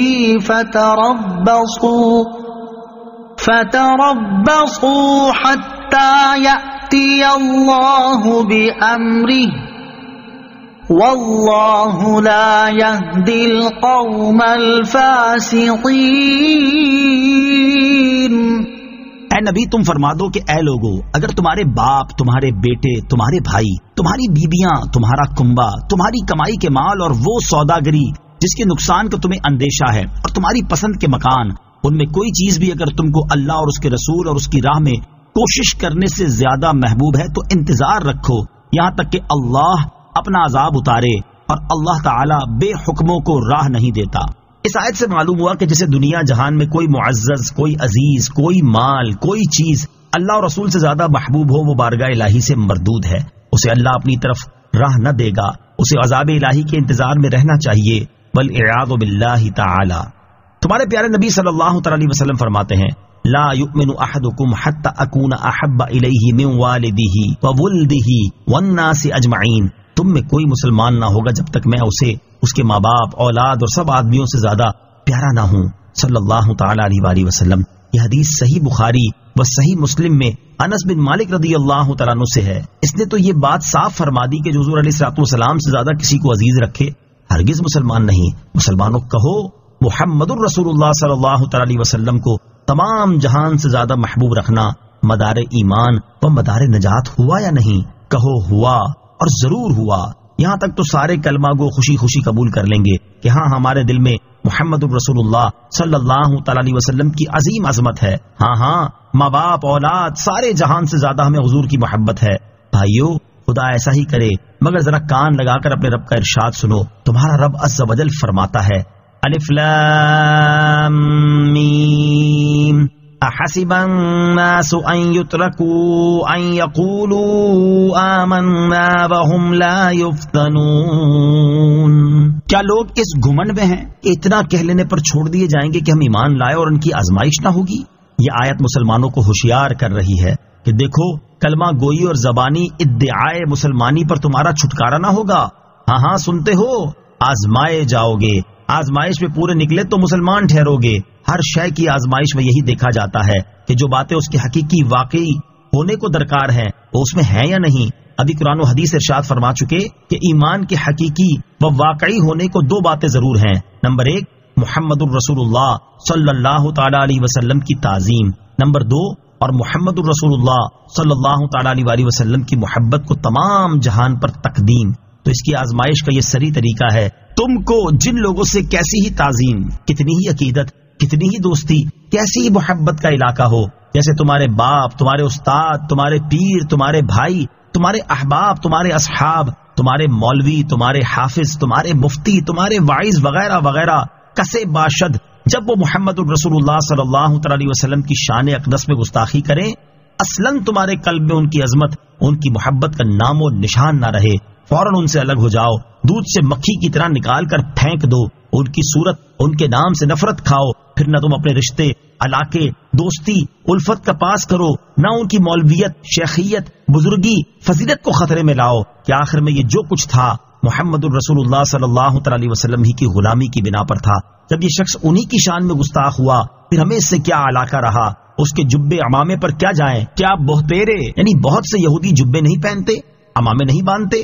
ان کے نام علم و ظاہری فضل کو لے کر کیا کریں؟ کیا بہتیرے پادری بکثرت فلسفی بڑے بڑے علوم و فنون نہیں جانتے؟ اور اگر یہ نہیں بلکہ محمد الرسول اللہ صلی اللہ تعالی علیہ وسلم کے مقابل تم نے اس کی بات بنانی چاہی، اس نے حضور سے گستاخی کی اور تم نے اس سے دوستی نبھائی، یا اس سے ہر برے سے بدتر برا نہ جانا، یا اسے برا کہنے پر برا مانا، یا اسی قدر کہ تم نے اس امر میں بے پرواہی منائی، یا تمہارے دل میں اس کی طرف سے سخت نفرت نہ آئی، تو للہ اب تم ہی انصاف کر لو کہ تم ایمان کے امتحان میں کہاں پاس ہوئے۔ قرآن و حدیث نے جس پر حصول ایمان کا مدار رکھا تھا اس سے کتنی دور نکل گئے۔ مسلمانوں کہ جس کے دل میں محمد الرسول اللہ صلی اللہ تعالی علیہ وآلہ وسلم کی تعظیم ہوگی وہ ان کے بدگو کی وقاعت کر سکے گا، اگرچہ اس کا پیر یا استاد یا پدر ہی کیوں نہ ہو۔ کیا جسے محمد الرسول اللہ صلی اللہ تعالی علیہ وسلم تمام جہان سے زیادہ پیارے ہوں وہ ان کے گستاخ سے فوراً سخت شدید نفرت نہ کرے گا؟ اگرچہ اس کا دوست یا برادر یا پسری کیوں نہ ہو، للہ اپنے حال پر رحم کرو، اپنے رب کی بات سنو، دیکھو وہ کیوں کر تمہیں اپنی رحمت کی طرف بلاتا ہے۔ دیکھو رب عز و جل فرماتا ہے، لا تجد قوما يؤمنون بالله واليوم الآخر يوادون من حاد الله ورسوله ولو كانوا آباءهم أو أبناءهم أو إخوانهم أو عشيرتهم أولئك كتب في قلوبهم الإيمان وأيدهم بروح منه ويدخلهم جنات تجري من تحتها الأنهار خالدين فيها رضي الله عنهم ورضوا عنه أولئك حزب الله ألا إن حزب الله هم المفلحون۔ تو نہ پائے گا انہیں جو ایمان لاتے ہیں اللہ اور قیامت پر کہ ان کے دل میں ایسوں کی محبت آنے پائے جنہوں نے خدا و رسول سے مخالفت کی، چاہے وہ ان کے باپ یا بیٹے یا بھائی یا عزیز ہی کیوں نہ ہوں۔ یہ ہیں وہ لوگ جن کے دلوں میں اللہ نے ایمان نقش کر دیا اور اپنی طرف کی روح سے ان کی مدد فرمائی، اور انہیں باغوں میں لے جائے گا جن کے نیچے نہریں بہ رہی ہیں، ہمیشہ رہیں گے ان میں، اللہ ان سے راضی اور وہ اللہ سے راضی۔ یہی لوگ اللہ والے ہیں، سنتا ہے اللہ والے ہی مراد کو پہنچے۔ اس آیت کریمہ میں صاف فرما دیا کہ جو اللہ یا رسول کی جناب میں گستاخی کرے مسلمان اس سے دوستی نہ کرے گا، جس کا صریح مفاد ہوا کہ جو اس سے دوستی کرے گا وہ مسلمان نہ ہوگا۔ پھر اس حکم کا قطعاً عام ہونا بالتصریح ارشاد فرمایا کہ باپ، بیٹے، بھائی، عزیز سب کو گنایا، یعنی کوئی کیسا ہی تمہارے زوم میں معظم یا کیسا ہی تمہیں بالطبع محبوب ہو، ایمان ہے تو گستاخی کے بعد اس سے محبت نہیں رکھ سکتے، اس کی وقعت نہیں مان سکتے، ورنہ مسلمان نہ رہو گے۔ مولا سبحانہ و تعالی کا اتنا فرمانا ہی مسلمان کے لیے بس تھا، مگر دیکھو وہ تمہیں اپنی رحمت کی طرف بلاتا، اپنی عظیم نعمتوں کا لالچ دلاتا ہے کہ اگر اللہ و رسول کی عظمت کے آگے تم نے کسی کا پاس نہ کیا، کسی سے علاقہ نہ رکھا تو تمہیں کیا کیا فائدے حاصل ہوں گے۔ نمبر 1، اللہ تعالیٰ تمہارے دلوں میں ایمان نقش کر دے گا جس میں انشاءاللہ تعالی حسن خاتمہ کی بشارت جلیلہ ہے کہ اللہ کا لکھا نہیں مٹتا۔ نمبر 2، اللہ تعالیٰ روح القدس سے تمہاری مدد فرمائے گا۔ نمبر 3، تمہیں ہمیشگی کی جنتوں میں لے جائے گا جن کے نیچے نہریں رواں ہیں۔ نمبر 4، تم خدا کے گروہ کہلاؤ گے، خدا والے ہو جاؤ گے۔ نمبر 5، منہ مانگی مرادیں پاؤ گے، بلکہ امید و خیال و گمان سے کروڑوں درجے افزوں۔ نمبر 6، سب سے زیادہ یہ کہ اللہ تم سے راضی ہوگا۔ نمبر 7، یہ کہ فرماتا ہے میں تم سے راضی، تم مجھ سے راضی۔ بندے کے لیے اس سے زائد اور کیا نعمت ہوتی کہ اس کا رب اس سے راضی ہو، مگر انتہائی بندہ نوازی یہ کہ فرمایا اللہ ان سے راضی، وہ اللہ سے راضی۔ مسلمانوں، خدا لگتی کہنا اگر آدمی کروڑ جانیں رکھتا ہو اور وہ سب کی سب ان عظیم دولتوں پر نثار کر دے تو واللہ کے مفت پائیں۔ پھر زید و عمر سے علاقۂ تعظیم و محبت یک لخت قطع کر دینا کتنی بڑی بات ہے، جس پر اللہ تعالیٰ ان بے بہا نعمتوں کا وعدہ فرما رہا ہے، اور اس کا وعدہ یقیناً سچا ہے۔ نوٹ: مذکورہ بالا کلام اعلیٰ حضرت امام احمد رضا خان رحمت اللہ تعالی کے مشہور رسالے تمہید الایمان بھی آیات قرآن سے نقل کیا ہے۔ یہ رسالہ فتاوی رضویہ کی 30ویں جلد میں موجود ہے اور جدا گانا بھی چھپا ہوا ہے۔ ہر مسلمان کو چاہیے کہ وہ اس رسالے کا ضرور مطالعہ کرے۔ ان الذين يبايعونك انما يبايعون الله يد الله فوق ايديهم فمن نكث فانما ينكث على نفسه ومن اوفى بما عاهد عليه الله فسيؤتيه اجرا عظيما۔ ترجمہ: بے شک جو لوگ تمہاری بیعت کرتے ہیں وہ تو اللہ ہی سے بیعت کرتے ہیں، ان کے ہاتھوں پر اللہ کا ہاتھ ہے، تو جس نے عہد توڑا تو وہ اپنی جان کے خلاف ہی عہد توڑتا ہے، اور جس نے اللہ سے کیے ہوئے اپنے عہد کو پورا کیا تو بہت جلد اللہ اسے عظیم ثواب دے گا۔ ان الذين يبايعونك انما يبايعون الله، بے شک جو لوگ تمہاری بیعت کرتے ہیں وہ تو اللہ ہی سے بیعت کرتے ہیں۔ اس سے پہلی آیات میں حضور اقدس علیہ الصلوۃ والسلام کی رسالت اور اس کے مقاصد بیان ہوئے، اور اس آیت میں یہ بتایا جا رہا ہے کہ جس نے نبی کریم علیہ الصلوۃ والسلام سے بیعت کی اس نے اللہ تعالیٰ سے بیعت کی۔ چنانچہ اس آیت کا خلاصہ یہ ہے کہ اے پیارے حبیب صلی اللہ تعالیٰ علیہ وآلہ وسلم، بے شک جو لوگ آپ کی بیعت کرتے ہیں وہ تو اللہ تعالیٰ ہی سے بیعت کرتے ہیں، کیونکہ رسول سے بیعت کرنا اللہ تعالیٰ ہی سے بیعت کرنا ہے، جیسے کہ رسول کی اطاعت اللہ تعالیٰ کی اطاعت ہے، اور جن ہاتھوں سے انہوں نے نبی کریم علیہ الصلوۃ والسلام کی بیعت کا شرف حاصل کیا ان پر اللہ تعالیٰ کا دست قدرت ہے۔ تو جس نے عہد توڑا اور بیعت کو پورا نہ کیا وہ اپنی جان کے خلاف ہی عہد توڑتا ہے، کیونکہ اس عہد توڑنے کا وبال اسی پر پڑے گا۔ جس نے اللہ تعالیٰ سے کیے ہوئے اپنے عہد کو پورا کیا تو بہت جلد اللہ تعالیٰ اسے عظیم ثواب دے گا۔ نوٹ: اس آیت میں جس بیعت کا ذکر کیا گیا اس کے بارے میں مفسرین فرماتے ہیں کہ اس سے مراد وہ بیعت ہے جو حدیبیہ کے مقام پر حضور پر نور علیہ الصلوۃ والسلام نے صحابہ کرام سے لی تھی، اور یہ بیعت بیعت رضوان کے نام سے مشہور ہے۔ اس بیعت کا واقعہ اسی سورت کی آیت نمبر 18 کی تفسیر میں موجود ہے۔ آیت ان الذین یبایعونک سے معلوم ہونے والے مسائل، اس سے 5 مسئلے معلوم ہوئے۔ نمبر 1، حضور پر نور علیہ الصلوۃ والسلام کو اللہ تعالیٰ کی بارگاہ میں ایسا قرب حاصل ہے کہ آپ علیہ الصلوۃ والسلام سے بیعت اللہ تعالیٰ سے بیعت ہے۔ نمبر 2، بیعت رضوان والے تمام صحابہ کرام رضی اللہ تعالیٰ عنہم بڑی ہی شان والے ہیں۔ نمبر 3، حضرت عثمان رضی اللہ تعالیٰ عنہ بڑی شان والے ہیں کہ یہ بیعت انہی کی وجہ سے ہوئی۔ نمبر 4، بزرگوں کے ہاتھ پر بیعت کرنا صحابہ کرام علیہ رضوان کی سنت ہے، خواہ وہ بیعت اسلام ہو یا بیعت تقویٰ یا بیعت توبہ یا بیعت اعمال وغیرہ۔ نمبر 5، بیعت کے وقت مصافحہ بھی سنت سے ثابت ہے، البتہ عورتوں کو کلام کے ذریعے بیعت کیا جائے، کیونکہ نبی پاک علیہ الصلوۃ والسلام نے کبھی بھی بیعت کے لیے کسی غیر محرم عورت کے ساتھ مصافحہ نہیں کیا۔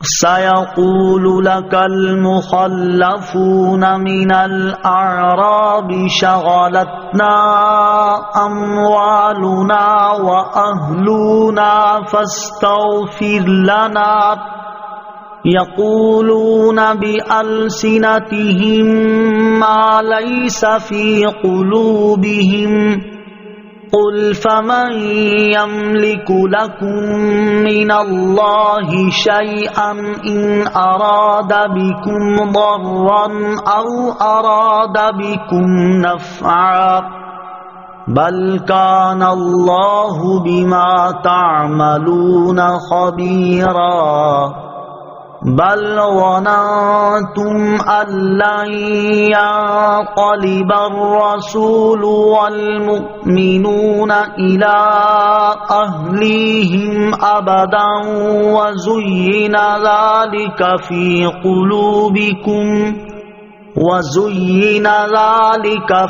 قلوبكم وظننتم ظن السوء وَكُنْتُمْ قَوْمًا بُورًا وَمَنْ لَمْ يُؤْمِنْ بِاللَّهِ وَرَسُولِهِ فَإِنَّا أَعْتَدْنَا لِلْكَافِرِينَ سَعِيرًا۔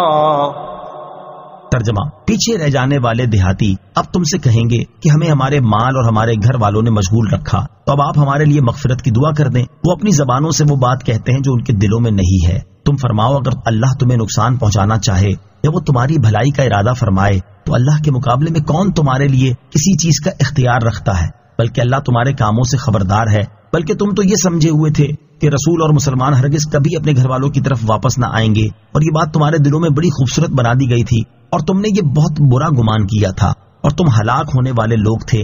اور جو اللہ اور اس کے رسول پر ایمان نہ لائے تو بے شک ہم نے کافروں کے لیے بھڑکتی آگ تیار کر رکھی ہے۔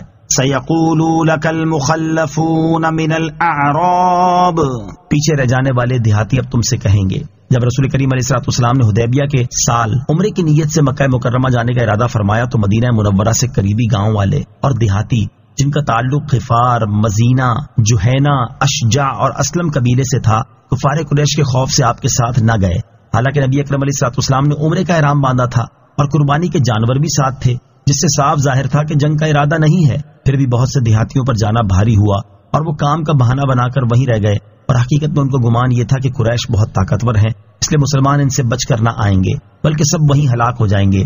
اس آیت اور اس کے بعد والی آیت میں ان دیہاتیوں کے بارے میں خبر دیتے ہوئے اللہ تعالیٰ نے ارشاد فرمایا، اے حبیب علیہ الصلوۃ والسلام، اللہ تعالیٰ کی مدد سے معاملہ ان دیہاتیوں کے خیال کے بالکل برخلاف ہوا ہے، اور جب اس کی خبر پہنچے گی تو انہیں آپ کے ساتھ نہ جانے پر افسوس ہوگا۔ جب آپ واپس آئیں گے اور پیچھے رہ جانے والے دیہاتیوں پر عتاب فرمائیں گے تو وہ معذرت کرتے ہوئے آپ سے کہیں گے، ہمیں ہمارے مال اور ہمارے گھر والوں نے مشغول رکھا، کیونکہ عورتیں اور بچے اکیلے تھے، کوئی ان کی خبر گیری کرنے والا نہ تھا، اس لیے ہم آپ کے ساتھ جانے سے قاصر رہے، تو اب آپ ہمارے لیے مغفرت کی دعا کر دیں تاکہ اللہ تعالیٰ ہمارے اس قصور کو معاف کر دے جو ہم نے آپ کے ساتھ نہ جا کر کیا۔ اے حبیب علیہ الصلوۃ والسلام، یہ لوگ عذر پیش کرنے اور مغفرت طلب کرنے میں جھوٹے ہیں، کیونکہ وہ اپنی زبانوں سے ایسی بات کہتے ہیں جو ان کے دلوں میں نہیں ہے، اور انہیں اس بات کی کوئی پرواہ نہیں کہ آپ ان کے لیے مغفرت طلب کرتے ہیں یا نہیں۔ اور جب یہ لوگ آپ کے سامنے عذر پیش کرے تو ان سے فرما دیں، اگر اللہ تعالیٰ تمہیں نقصان پہنچانا چاہے یا وہ تمہاری بھلائی کا ارادہ فرمائے تو اللہ تعالیٰ کے مقابلے میں کون تمہارے لیے کسی چیز کا اختیار رکھتا ہے۔ اس سے مراد یہ ہے کہ اگر تمہارے مال و اولاد پر آفت آنے والی ہوتی تو تم یہاں رہ کر وہ آفت دور نہ کر دیتے، اور اگر نہ آنے والی ہوتی تو تمہارے جانے سے وہ ہلاک نہ ہو جاتے، پھر تم کیوں ایسی نعمت عظما یعنی بیعت رضوان سے محروم رہے؟ اور تم یہ نہ سمجھنا کہ مجھے تمہارے اس جھوٹ کی خبر نہیں، بلکہ یاد رکھو اللہ تعالیٰ تمہارے کاموں سے خبردار ہے، اور اس نے وحی کے ذریعے مجھے یہ بتا دیا ہے کہ تمہاری غیر حاضری کی وجہ وہ نہیں جو تم بیان کر رہے ہو، بلکہ اے منافقوں، اس کی اصل وجہ یہ ہے کہ تم تو یہ سمجھے ہوئے تھے کہ رسول کریم علیہ الصلوۃ والسلام اور مسلمان ہرگز کبھی اپنے گھر والوں کی طرف واپس نہ آئیں گے، اور دشمن ان سب کا وہی خاتمہ کر دیں گے، اور شیطان کی طرف سے یہ بات تمہارے دلوں میں بڑی خوبصورت بنا دی گئی تھی، یہاں تک کہ تم نے اس پر یقین کر لیا اور یہ گمان کر لیا کہ کفر غالب آئے گا، اسلام مغلوب ہو جائے گا اور اللہ تعالیٰ کا وعدہ پورا نہ ہوگا، اور اس گمان کی وجہ سے تم ہلاک ہونے والے اور اللہ تعالیٰ کے عذاب کے مستحق لوگ تھے۔ آیت نمبر 12 سے معلوم ہوا کہ اس سفر میں حضور اقدس علیہ الصلوۃ والسلام کے ساتھ جانے والے 1400 حضرات سب کامل مومن ہیں کہ اللہ تعالیٰ نے انہیں مومنون فرمایا ہے۔ اب جو بدبخت ان میں سے کسی کے ایمان میں شک کرے وہ اس آیت کا منکر ہے۔ وَمَن لَّمْ يُؤْمِن بِاللَّهِ وَرَسُولِهِ، اور جو اللہ اور اس کے رسول پر ایمان نہ لائے۔ اس آیت میں یہ بتایا گیا ہے کہ جو اللہ تعالیٰ پر اور اس کے رسول علیہ الصلوۃ والسلام پر ایمان نہ لائے اور ان میں سے کسی ایک کا بھی منکر ہو وہ کافر ہے، اور اپنے کفر کی وجہ سے اس بھڑکتی آگ کا مستحق ہے جو اللہ تعالیٰ نے کافروں کے لیے تیار کر رکھی ہے۔ وَلِلَّهِ مُلْكُ السَّمَاوَاتِ وَالْأَرْضِ يَغْفِرُ لِمَن يَشَاءُ وَيُعَذِّبُ مَن يَشَاءُ وَكَانَ اللَّهُ غَفُورًا رَحِيمًا۔ ترجمہ، اور آسمانوں اور زمین کی سلطنت اللہ ہی کے لیے ہے، جس کی چاہے مغفرت فرمائے اور جسے چاہے عذاب دے، اور اللہ بخشنے والا مہربان ہے۔ وَلِلَّهِ مُلْكُ السَّمَاوَاتِ وَالْأَرْضِ، اور آسمانوں اور زمین کی سلطنت اللہ ہی کے لیے ہے۔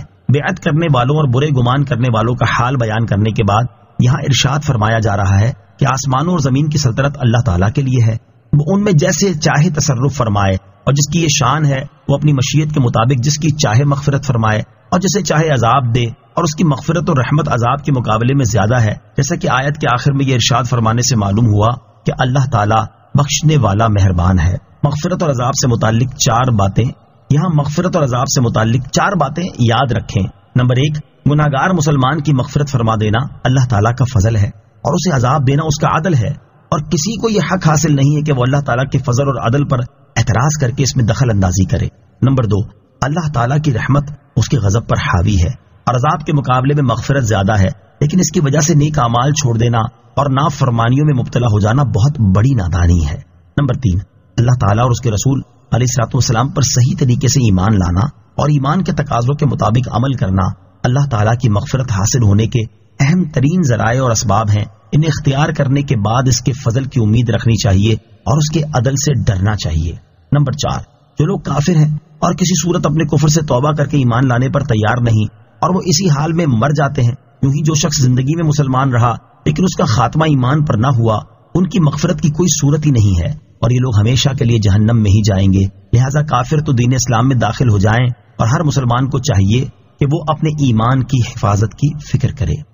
سيقول المخلفون إذا انطلقتم إلى مغانم لتأخذوها ذرونا نتبعكم يريدون أن يبدلوا كلام الله قل لن تتبعونا كذلكم قال الله من قبل فسيقولون بل تحسدوننا بل كانوا لا يفقهون إلا قليلا۔ ترجمہ، جب تم غنیمتیں حاصل کرنے کے لیے ان کی طرف چلو گے تو پیچھے رہ جانے والے کہیں گے ہمیں بھی اپنے پیچھے آنے دو، وہ چاہتے ہیں کہ اللہ کا کلام بدل دیں. تم فرماؤ ہرگز ہمارے پیچھے نہ آؤ، اللہ نے پہلے سے اسی طرح فرما دیا ہے. تو اب کہیں گے بلکہ تم ہم سے حسد کرتے ہو، بلکہ وہ منافق بہت تھوڑی بات سمجھتے ہیں. سیقول المخلفون، پیچھے رہ جانے والے کہیں گے. جب مسلمان حدیبیہ کی صلح سے فارغ ہو کر واپس آئے تو اللہ تعالیٰ نے ان سے خیبر کی فتح کا وعدہ فرمایا اور وہاں سے حاصل ہونے والے غنیمت کے اموال حدیبیہ میں حاضر ہونے والوں کے لیے خاص کر دیے گئے. جب خیبر کی طرف روانہ ہونے کا وقت آیا تو مسلمانوں کو یہ خبر دی گئی کہ جو لوگ حدیبیہ میں حاضر نہیں ہوئے وہ غنیمت کے لالچ میں تمہارے ساتھ جانا چاہیں گے اور تم سے کہیں گے ہم بھی تمہارے ساتھ خیبر چلیں اور جنگ میں شریک ہوں. یہ لوگ چاہتے ہیں کہ اللہ تعالیٰ نے حدیبیہ میں شرکت کرنے والوں کے ساتھ جو وعدہ فرمایا کہ خیبر کی غنیمت ان کے لیے خاص ہے اسے بدل دیں. آپ ان سے فرما دینا کہ تم ہمارے پیچھے ہرگز نہ آؤ. اللہ تعالیٰ نے ہمارے مدینہ منورہ آنے سے پہلے یوں ہی فرما دیا ہے کہ غزوہ خیبر میں وہی شریک ہوں گے اور اس کی غنیمتیں انہی کو ملیں گی جنہوں نے حدیبیہ میں شرکت کی تھی، اور ہم تمہیں اپنے ساتھ آنے کی اجازت دے کر اس حکم کی خلاف ورزی نہیں کر سکتے. یہ جواب سن کر وہ صحابہ کرام علیہ رضوان سے کہیں گے ایسی بات نہیں ہے، بلکہ حقیقت یہ ہے کہ تم ہم سے حسد کرتے ہو اور یہ گوارا نہیں کرتے کہ ہم تمہارے ساتھ غنیمت کا مال پائیں. صحابہ کرام علیہ رضوان میں تو حسد کا شائبہ تک نہیں، بلکہ وہ منافق دین کی بہت تھوڑی بات سمجھتے ہیں اور ان کا حال یہ ہے کہ محض دنیا کی بات سمجھتے ہیں، حتیٰ کہ ان کا زبانی اقرار بھی دنیا ہی کی غرض سے تھا اور آخرت کے امور کو بالکل نہیں سمجھتے. یہاں فتح خیبر اور اس سے حاصل ہونے والی غنیمت کی تقسیم سے متعلق مزید 2 باتیں سماعت کیجیے. نمبر 1، صلح حدیبیہ 6 ہجری میں ہوئی اور فتح خیبر 7 ہجری میں. خیبر نہایت آسانی سے فتح ہو گیا اور وہاں مسلمانوں کو بہت غنیمتیں ملیں. نمبر 2، حضرت جعفر رضی اللہ تعالیٰ عنہ اپنے ساتھیوں کے ہمراہ جنگ خیبر کے موقع پر حبشہ سے پہنچے تو حضور علیہ الصلوۃ والسلام نے انہیں بھی غنیمت سے حصہ دیا. یہ عطیہ سلطانی تھا، لہذا اس عطا کی وجہ سے آپ علیہ الصلوۃ والسلام پر کوئی اعتراض نہیں کیا جا سکتا. قل للمخلفين من الأعراب ستدعون إلى قوم أولي بأس شديد تقاتلونهم أو يسلمون فإن تطيعوا يؤتكم الله أجرا حسنا وَإِن تَتَوَلَّوْا كَمَا تَوَلَّيْتُم مِّن قَبْلُ يُعَذِّبْكُمْ عَذَابًا أَلِيمًا. ترجمہ: پیچھے رہ جانے والے دیہاتیوں سے فرماؤ ان قریب تمہیں ایک سخت لڑائی والی قوم کی طرف بلایا جائے گا، تم ان سے لڑو گے جب وہ مسلمان ہو جائیں گے، پھر اگر تم فرما برداری کرو گے تو اللہ تمہیں اچھا ثواب دے گا، اور اگر پھرو گے جیسے تم اس سے پہلے پھر گئے تھے تو وہ تمہیں دردناک عذاب دے گا. کل للمخلفین من الاعراب، پیچھے رہ جانے والے دیہاتیوں سے فرماؤ. اللہ تعالیٰ نے اپنے حبیب علیہ الصلوۃ والسلام کو یہ حکم دیا کہ وہ حدیبیہ میں شریک نہ ہونے والے دیہاتیوں کو جنگ خیبر میں اپنے ساتھ آنے سے منع کر دیں. اور ان دیہاتیوں کا حال یہ تھا کہ ان کا تعلق مختلف قبائل سے تھا اور ان میں بعض ایسے بھی تھے جن کے طائب ہونے کی امید تھی اور بعض ایسے بھی تھے جو نفاق میں بہت پختہ اور سخت تھے. اللہ تعالیٰ کو انہیں آزمائش میں ڈالنا منظور ہوا تاکہ توبہ کرنے والے اور نہ کرنے والے میں فرق ہو جائے. اس لیے حکم ہوا کہ اے حبیب علیہ الصلوۃ والسلام ان دیہاتیوں سے فرما دیجئے ان قریب تمہیں ایک سخت لڑائی کرنے والی قوم کی طرف بلایا جائے گا تاکہ تم ان سے جنگ کرو یا وہ لوگ مسلمان ہو جائیں. پھر اگر تم بلانے والے کی فرما برداری کرو گے تو اللہ تعالیٰ تمہیں دنیا میں غنیمت اور آخرت میں جنت کی صورت میں اچھا اجر دے گا. اور اگر فرما برداری کرنے سے پھرو گے جیسے تم اس سے پہلے حدیبیہ کے موقع پر پھر گئے تھے تو وہ تمہیں آخرت میں دردناک عذاب دے گا. سخت لڑائی والی قوم سے کون لوگ مراد ہیں؟ ان کے بارے میں مفسرین کے مختلف اقوال ہیں. ان میں سے 2 قول یہ ہیں. نمبر 1، ان سے یمامہ کے رہائشی بنو حنیفہ مراد ہیں جو کہ مسلمہ کذاب کی قوم کے لوگ ہیں اور ان سے جنگ کرنے کے لیے حضرت ابوبکر صدیق رضی اللہ تعالیٰ عنہ نے دعوت دی. حضرت رافع بن خدیج رضی اللہ تعالیٰ عنہ فرماتے ہیں اللہ عز و جل کی قسم ہم اس آیت کو پہلے پڑھتے تھے اور ہمیں معلوم نہیں تھا کہ اس جنگجو قوم سے کون سی قوم مراد ہے، حتیٰ کہ حضرت ابوبکر صدیق رضی اللہ تعالیٰ عنہ نے ہمیں بنو حنیفہ کے خلاف جنگ کی دعوت دی، تب ہمیں پتہ چلا کہ جنگجو قوم سے مراد بنو حنیفہ ہے. نمبر 2، ان سے مراد فارس اور روم کے لوگ ہیں جن سے جنگ کے لیے حضرت عمر فاروق رضی اللہ تعالیٰ عنہ نے دعوت دی. حضرت ابوبکر صدیق اور حضرت عمر فاروق رضی اللہ تعالیٰ عنہ کی خلافت صحیح ہونے کی دلیل. یہ آیت حضرت ابوبکر صدیق اور حضرت عمر فاروق رضی اللہ تعالیٰ عنہ کی خلافت صحیح ہونے کی دلیل ہے. اس کی ایک وجہ یہ ہے کہ اس آیت کے نزول کے بعد تاجدار رسالت صلی اللہ تعالی علیہ وآلہ وسلم کے زمانے میں کسی جہاد کے لیے ان دیہاتیوں کو دعوت نہیں دی گئی. آپ کے وصال ظاہری کے بعد حضرت ابوبکر صدیق اور حضرت عمر فاروق رضی اللہ تعالیٰ عنہ کے زمانے میں مرتدوں اور کافروں کے خلاف جہاد ہوئے اور ان جہادوں میں شرکت کی دعوت دی گئی. اس سے معلوم ہوا کہ جنگجو قوم کے خلاف لڑائی کی دعوت دینے والا برحق امام ہے. دوسری وجہ یہ ہے کہ حضرات کی اطاعت پر جنت کا اور ان کی مخالفت پر جہنم کا وعدہ دیا گیا، اس سے معلوم ہوا کہ ان کی اطاعت کرنا اور مخالفت نہ کرنا لازم تھا، اور یہ حکم بھی برحق امام کے لیے ہے۔ ليس على الأعمى حرج ولا على الأعرج حرج ولا على المريض حرج ومن يطع الله ورسوله يدخله جنات تجري من تحتها الأنهار ومن يتول يعذبه عذابا أليما۔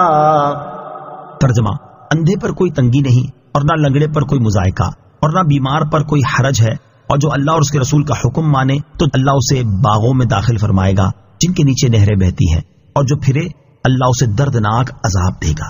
لیس علی الاعمی حرج، اندھے پر کوئی تنگی نہیں۔ شان نزول: جب اوپر کی آیت نازل ہوئی تو جو لوگ اپاہج اور معذور تھے انہوں نے عرض کی، یا رسول اللہ صلی اللہ تعالی علیہ وسلم، ہمارا کیا حال ہوگا؟ اس پر یہ آیت کریمہ نازل ہوئی اور فرمایا گیا، جہاد سے رہ جانے کی صورت میں اندھے پر کوئی تنگی نہیں اور نہ لنگڑے پر کوئی مضائقہ اور نہ بیمار پر کوئی حرج ہے۔ یہ عذر ظاہر ہے اور ان کے لیے جہاد میں حاضر نہ ہونا جائز ہے، کیونکہ نہ یہ لوگ دشمن پر حملہ کرنے کی طاقت رکھتے ہیں، نہ اس کے حملے سے بچنے اور بھاگنے کی۔ یاد رہے کہ انہی کے حکم میں وہ بوڑھے اور ضعیف افراد بھی داخل ہیں جنہیں نشست و برخاست کی طاقت نہیں، اسی طرح وہ بیمار بھی داخل ہیں جنہیں دمہ، کھانسی یا جن کی تلی بہت بڑھ گئی ہے اور انہیں چلنا پھرنا دشوار ہے۔ ظاہر ہے کہ یہ عذر جہاد سے روکنے والے ہیں۔ ان کے علاوہ اور بھی آزار ہیں جن کے ہوتے ہوئے جہاد میں شرکت نہ کرنا جائز ہے، مثلا انتہا درجے کی محتاجی اور سفر کے لیے درکار ضروری چیزوں پر قدرت نہ رکھنا، یا ایسی ضروری مجبوریات جو سفر سے مانع ہوں، جیسے کسی ایسے مریض کی خدمت میں مصروف ہے جس کی خدمت کرنا اس پر لازم ہے اور اس کے سوا کوئی اس خدمت کو انجام دینے والا نہیں ہے۔ وَمَن يُطِعِ اللَّهَ وَرَسُولَهُ، اور جو اللہ اور اس کے رسول کا حکم مانے۔ ارشاد فرمایا کہ جو شخص جہاد اور اس کے علاوہ دیگر احکام میں اللہ تعالیٰ اور اس کے رسول علیہ الصلوۃ والسلام کا حکم مانے گا، اس کی جزا کے طور پر اللہ تعالیٰ اسے ایسے باغوں میں داخل فرمائے گا جن کے نیچے نہریں بہتی ہیں، اور جو اطاعت سے اعراض کرے گا اور کفر و نفاق پر ہی قائم رہے گا تو اس کی سزا کے طور پر اللہ تعالیٰ اسے آخرت میں دردناک عذاب دے گا۔ لقد رضي الله عن المؤمنين إذ يبايعونك تحت الشجرة فعلم ما في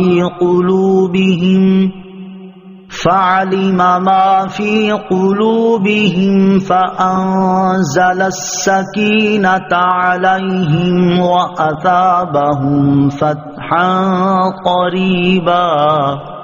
ترجمہ: بے شک اللہ ایمان والوں سے راضی ہوا جب وہ درخت کے نیچے تمہاری بیعت کر رہے تھے تو اللہ کو وہ معلوم تھا جو ان کے دلوں میں تھا، تو اس نے ان پر اطمینان اتارا اور انہیں جلد آنے والی فتح کا انعام دیا۔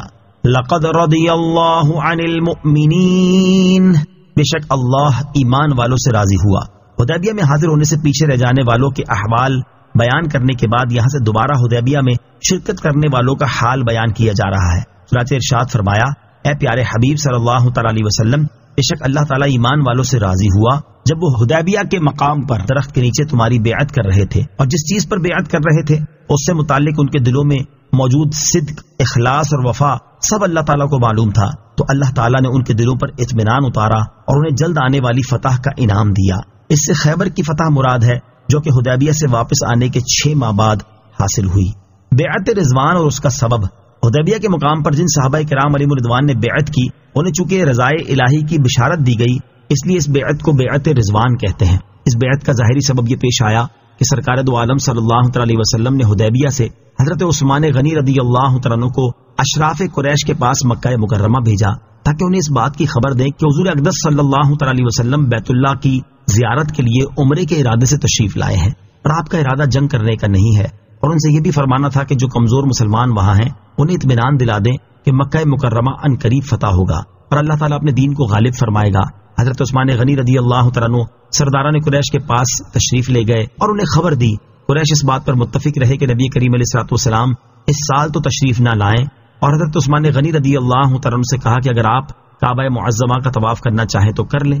حضرت عثمان غنی رضی اللہ تعالیٰ عنہ نے فرمایا، ایسا نہیں ہو سکتا کہ میں رسول کریم علیہ الصلوۃ والسلام کے بغیر طواف کروں۔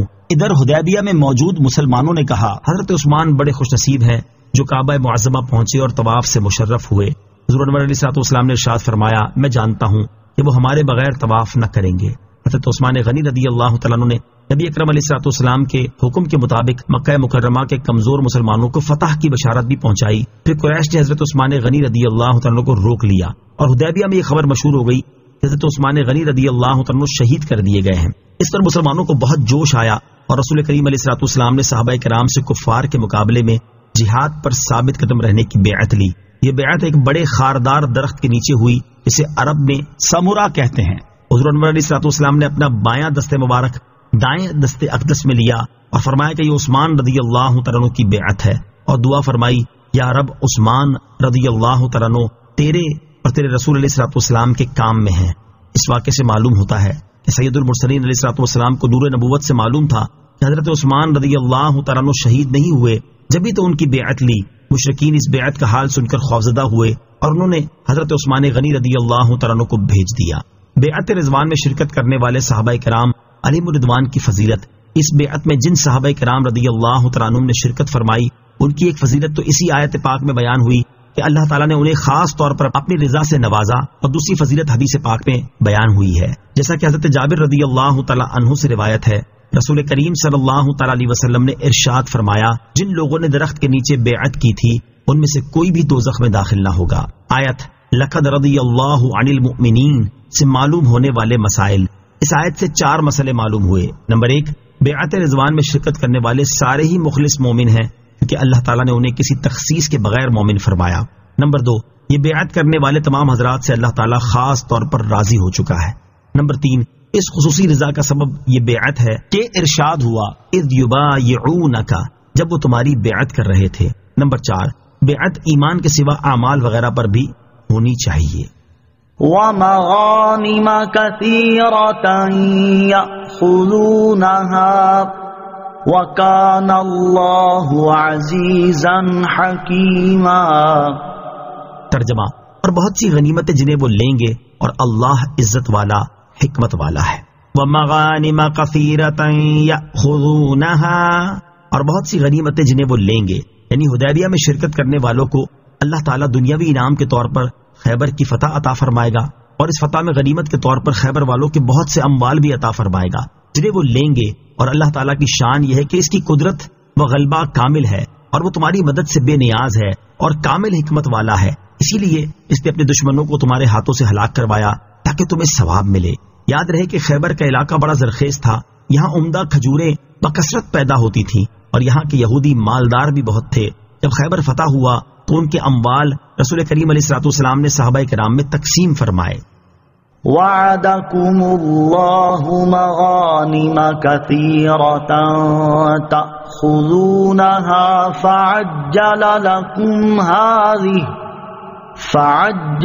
لكم هذه وكف أيدي الناس عنكم وَلِتَكُونَ آيَةً لِّلْمُؤْمِنِينَ وَيَهْدِيَكُمْ صِرَاطًا مُسْتَقِيمًا. ترجمہ، اور اللہ نے تم سے بہت سی غنیمتوں کا وعدہ کیا ہے جو تم حاصل کرو گے تو تمہیں یہ جلد عطا فرما دی اور لوگوں کے ہاتھ تم سے روک دیے، اور تاکہ ایمان والوں کے لیے نشانی ہو اور تاکہ وہ تمہیں سیدھا راستہ دکھائے. وَعَدَكُمُ اللَّهُ مَغَانِمَ كَثِيرَةً، اور اللہ نے تم سے بہت سی غنیمتوں کا وعدہ کیا ہے، یعنی اے حدیبیہ میں شرکت کرنے والوں، اللہ تعالیٰ نے تم سے خیبر کے علاوہ بھی بہت سے اموال غنیمت کا وعدہ کیا ہے جنہیں تم آئندہ فتوحات کے ذریعے حاصل کرتے رہو گے. سر دست تمہیں یہ خیبر کی غنیمت عطا فرما دی اور لوگوں کے ہاتھ تم سے روک دیے.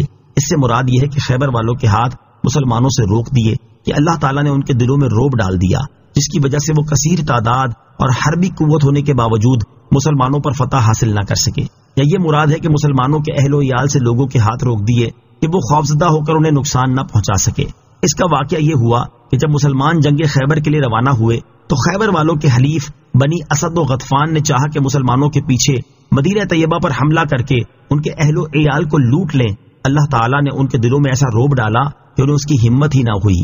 وَلِتَكُونَ آیَةً لِّلْمُؤْمِنِينَ، اور تاکہ ایمان والوں کے لیے نشانی ہو، یعنی یہ غنیمت دینا اور دشمنوں کے ہاتھ روک دینا اس لیے کیا تاکہ یہ ایمان والوں کے لیے اللہ تعالیٰ کی مدد کی نشانی ہو اور وہ اپنی آنکھوں سے بھی دیکھ لیں کہ رسول کریم علیہ الصلوۃ والسلام نے انہیں جو غیب کی خبر دی وہ سچی ہے، اور تاکہ اے ایمان والو اللہ تعالیٰ تمہیں اپنے رب پر توکل کرنے اور اپنے کام اس کے سپرد کر دینے کا سیدھا راستہ دکھائے جس سے بصیرت اور یقین زیادہ ہو۔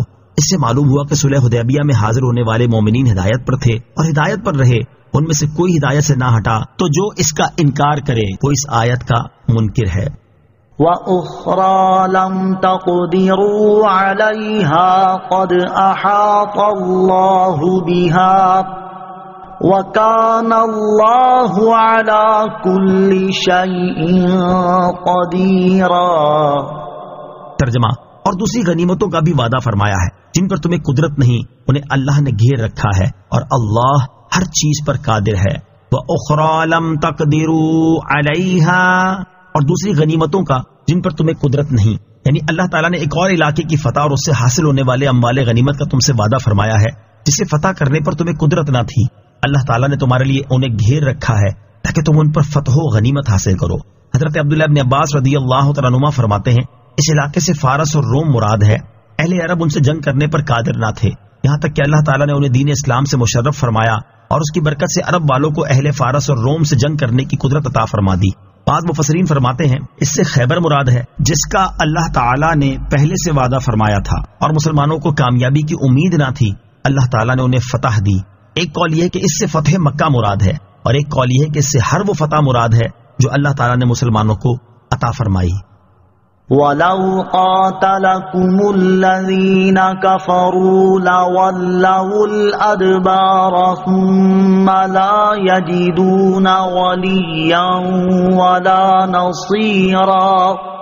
ترجمہ، اور اگر کافر تم سے لڑیں گے تو ضرور تمہارے مقابلے سے پیٹھ پھیر دیں گے، پھر وہ کوئی حمایتی اور مددگار نہ پائیں گے۔ وَلَوْ قَاتَلَكُمُ الَّذِينَ كَفَرُوا، اور اگر کافر تم سے لڑیں گے یعنی اہل مکہ اگر صلح کرنے کی بجائے جنگ کرتے، یا اہل خیبر کے حلیف قبیلہ اسد اور قبیلہ غطفان کے لوگ تم سے جنگ کرنے کی ہمت کریں تو یہ لوگ تمہارے مقابلے میں ضرور پیٹھ پھیر کر بھاگ جائیں گے، تم ہی ان پر غالب آؤ گے اور انہیں شکست ہوگی، پھر وہ اپنا کوئی حمایتی اور مددگار نہ پائیں گے۔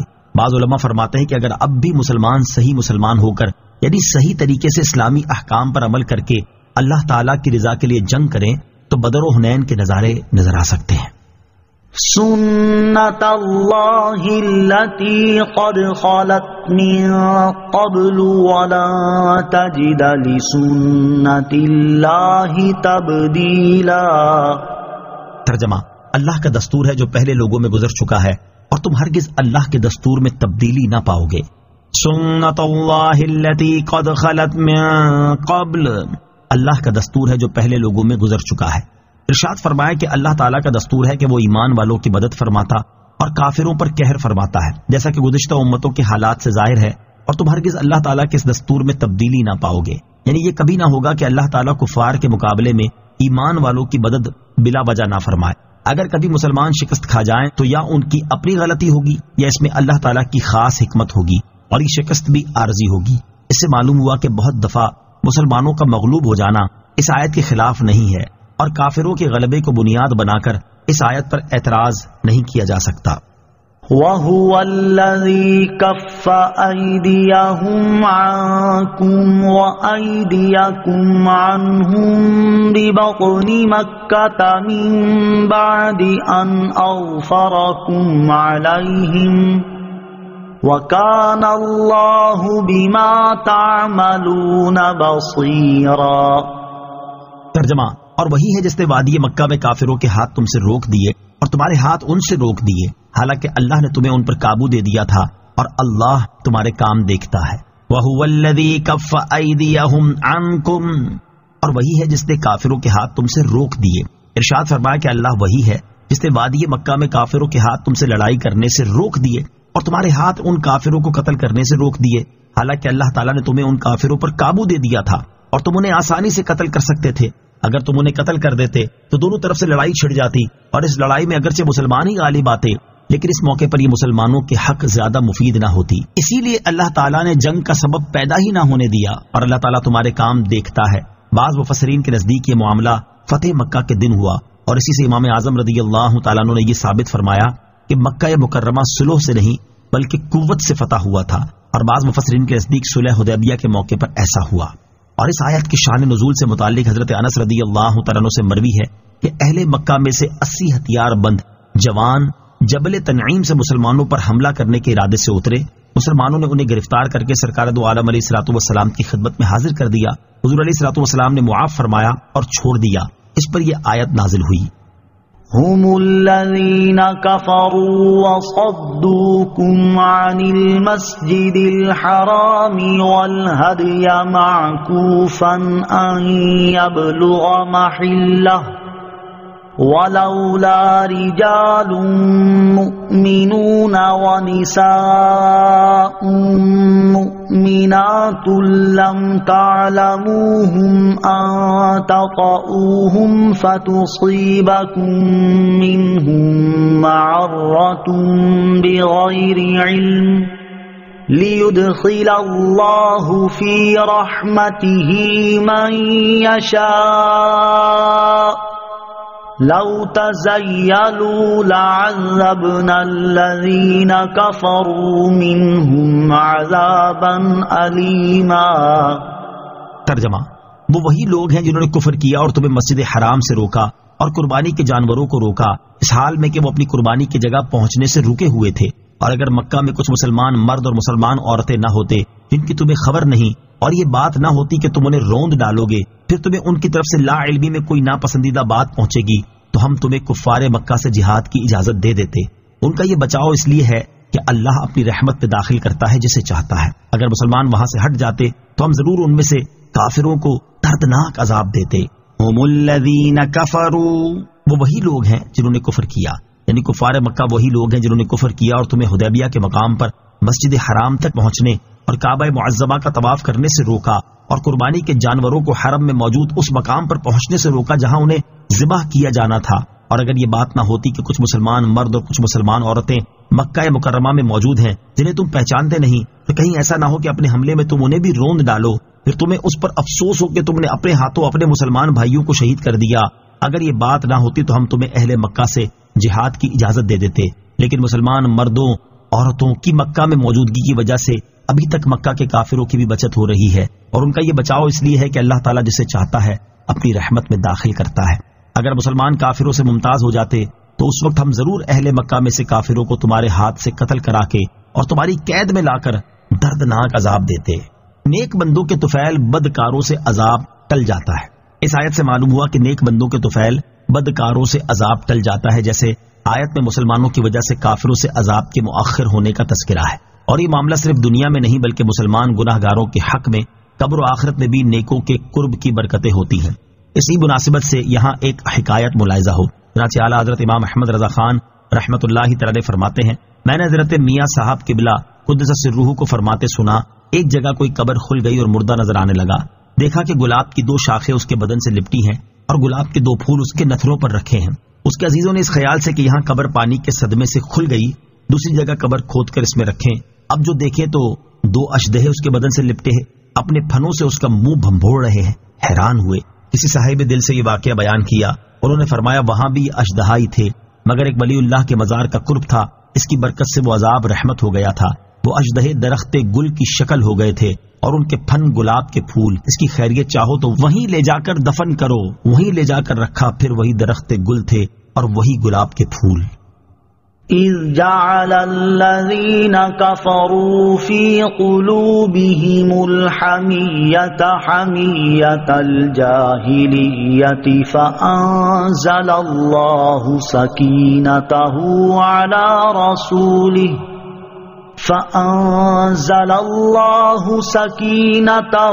على رسوله وعلى المؤمنين وألزمهم كلمة التقوى وكانوا أحق بها وأهلها وَكَانَ اللَّهُ بِكُلِّ شَيْءٍ عَلِيمًا۔ ترجمہ، اے حبیب یاد کرے جب کافروں نے اپنے دلوں میں زمانہ جاہلیت کی ہٹ دھرمی جیسی ضد رکھی تو اللہ نے اپنا اطمینان اپنے رسول اور ایمان والوں پر اتارا اور پرہیزگاری کا کلمہ ان پر لازم فرما دیا، اور مسلمان اس کلمے کے زیادہ حقدار اور اس کے اہل تھے۔ اللہ سب کچھ جاننے والا ہے۔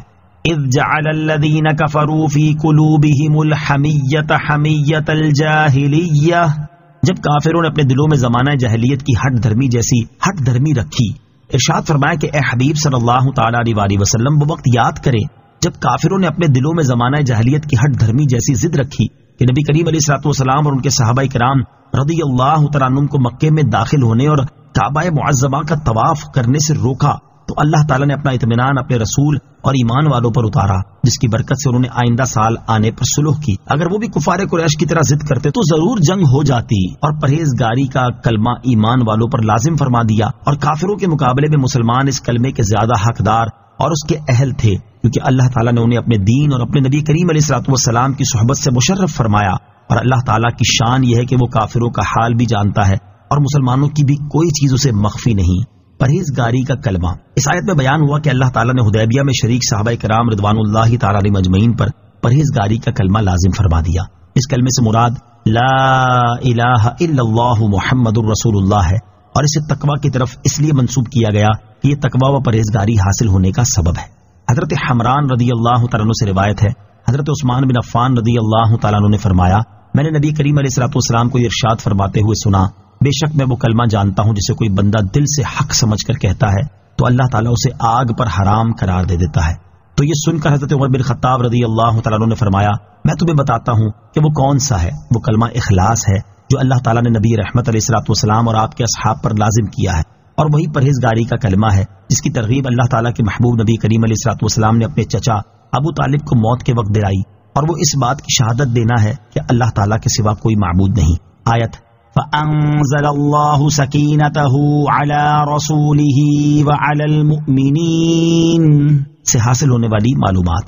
نمبر 1، حدیبیہ میں شریک تمام حضرات مخلص مومن تھے، کیونکہ آیت میں مذکور سکینہ سب پر اترا، تو اگر وہ بیت رضوان والے حضرات مومن نہ تھے تو پھر دنیا میں مومن کون ہے؟ نمبر 2، پرہیزگاری کا کلمہ یعنی ایمان اور اخلاص ان سے جدا ہو ہی نہیں سکتا۔ ان میں سب کے حسن خاتمہ کی یقینی خبر ہے کہ ان صحابہ کرام رضی اللہ تعالیٰ عنہم سے دنیا میں وفات کے وقت قبر میں اور حشر میں تقوی جدا نہ ہو سکے گا۔ لقد صدق اللہ رسولہ الرؤیا بالحق لتدخلن المسجد الحرام ان شاء اللہ آمنین محلقین رؤوسکم ومقصرین لا تخافون فعلم ما لم تعلموا فجعل من دون ذلك فتحا قریبا۔ ترجمہ، بے شک اللہ نے اپنے رسول کا سچا خواب سچ کر دیا، اگر اللہ چاہے تو تم ضرور مسجد حرام میں امن و امان سے داخل ہوگے، کچھ اپنے سروں کے بال منڈاتے ہوئے اور کچھ بال ترشواتے ہوئے، تمہیں کسی کا ڈر نہیں ہوگا، تو اللہ کو وہ معلوم ہے جو تمہیں معلوم نہیں، تو اس نے مکے میں داخلے سے پہلے ایک نزدیک آنے والی فتح رکھی ہے۔ لقد صدق اللہ رسولہ الرؤیا بالحق، بے شک اللہ نے اپنے رسول کا سچا خواب سچ کر دیا۔ شان نزول، رسول کریم علیہ الصلوۃ والسلام نے حدیبیہ کا قصد فرمانے سے پہلے مدینہ طیبہ میں خواب دیکھا تھا کہ آپ اپنے اصحاب رضی اللہ تعالیٰ عنہم کے ساتھ مکہ معظمہ میں امن سے داخل ہوئے، اور اصحاب میں سے بعض نے سر کے بال مڈائے اور بعض نے ترشوائے۔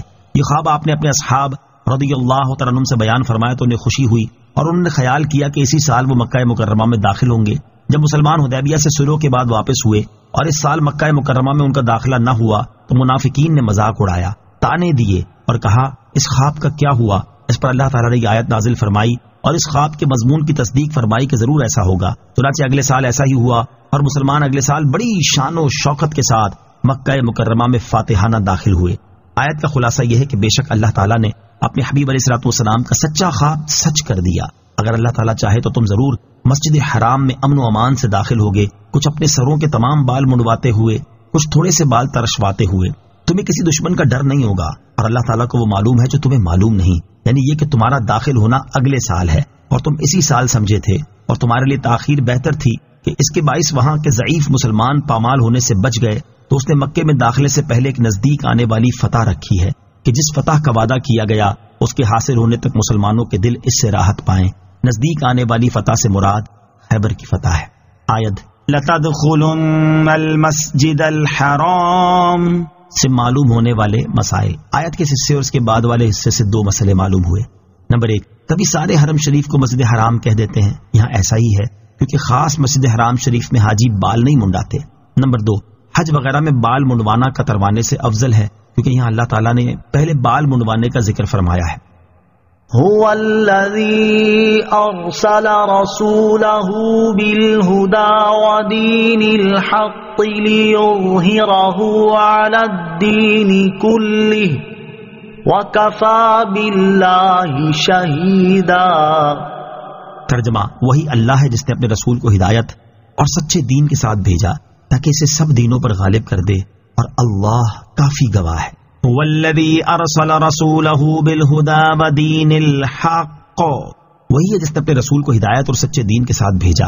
جب اگلا سال آیا تو اللہ تعالیٰ نے حضور اقدس صلی اللہ تعالی علیہ وسلم کے خواب کا جلوہ دکھلایا اور واقعات اس کے مطابق رونما ہوئے۔ چنانچہ ارشاد فرماتا ہے، وہی اللہ ہے جس نے اپنے رسول کو ہدایت اور سچے دین کے ساتھ بھیجا تاکہ اسے سب دینوں پر غالب کر دے، خواہ وہ مشرکین کے دین ہوں یا اہل کتاب کے۔ چنانچہ اللہ تعالیٰ نے یہ نعمت عطا فرمائی اور اسلام کو تمام ادیان پر غالب فرما دیا۔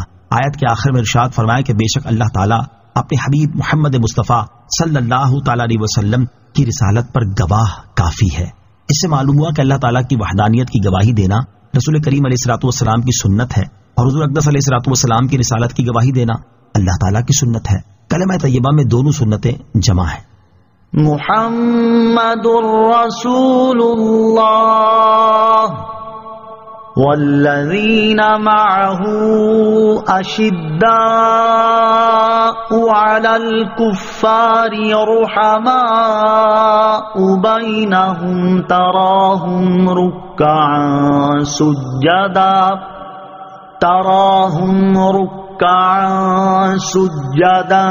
یبتغون فضلا من اللہ ورضوانا سیماہم فی وجوہہم من اثر السجود ذالک مثلہم فی التوراۃ ومثلہم فی الانجیل كزرع أخرج شطأه فآزره فاستوى على سوقه يعجب الزراع ليغيظ بهم الكفار وعد الله الذين آمنوا وعملوا الصالحات منهم مغفرة وأجرا عظيما۔ ترجمہ، محمد اللہ کے رسول ہیں اور ان کے ساتھ والے کافروں پر سخت، آپس میں نرم دل ہیں۔ تو انہیں رکوع کرتے ہوئے، سجدے کرتے ہوئے دیکھے گا۔ اللہ کا فضل و رضا چاہتے ہیں۔ ان کی علامت ان کے چہروں میں سجدوں کے نشان سے ہے۔ یہ ان کی صفت تورات میں مذکور ہے اور ان کی صفت انجیل میں مذکور ہے۔ ان کی صفت ایسے ہے جیسے کھیتی ہو، اس نے اپنی باریک سی کونپل نکالی، پھر اسے طاقت دی، پھر وہ موٹی ہو گئی، پھر اپنے تنے پر سیدھی کھڑی ہو گئی، کسانوں کو اچھی لگتی ہے۔ اللہ نے مسلمانوں کی یہ شان اس لیے بڑھائی تاکہ ان سے کافروں کے دل جلائے۔ اللہ نے ان میں سے ایمان والوں اور اچھے کام کرنے والوں سے بخشش اور بڑے ثواب کا وعدہ فرمایا ہے۔ محمد الرسول اللہ، محمد اللہ کے رسول ہیں۔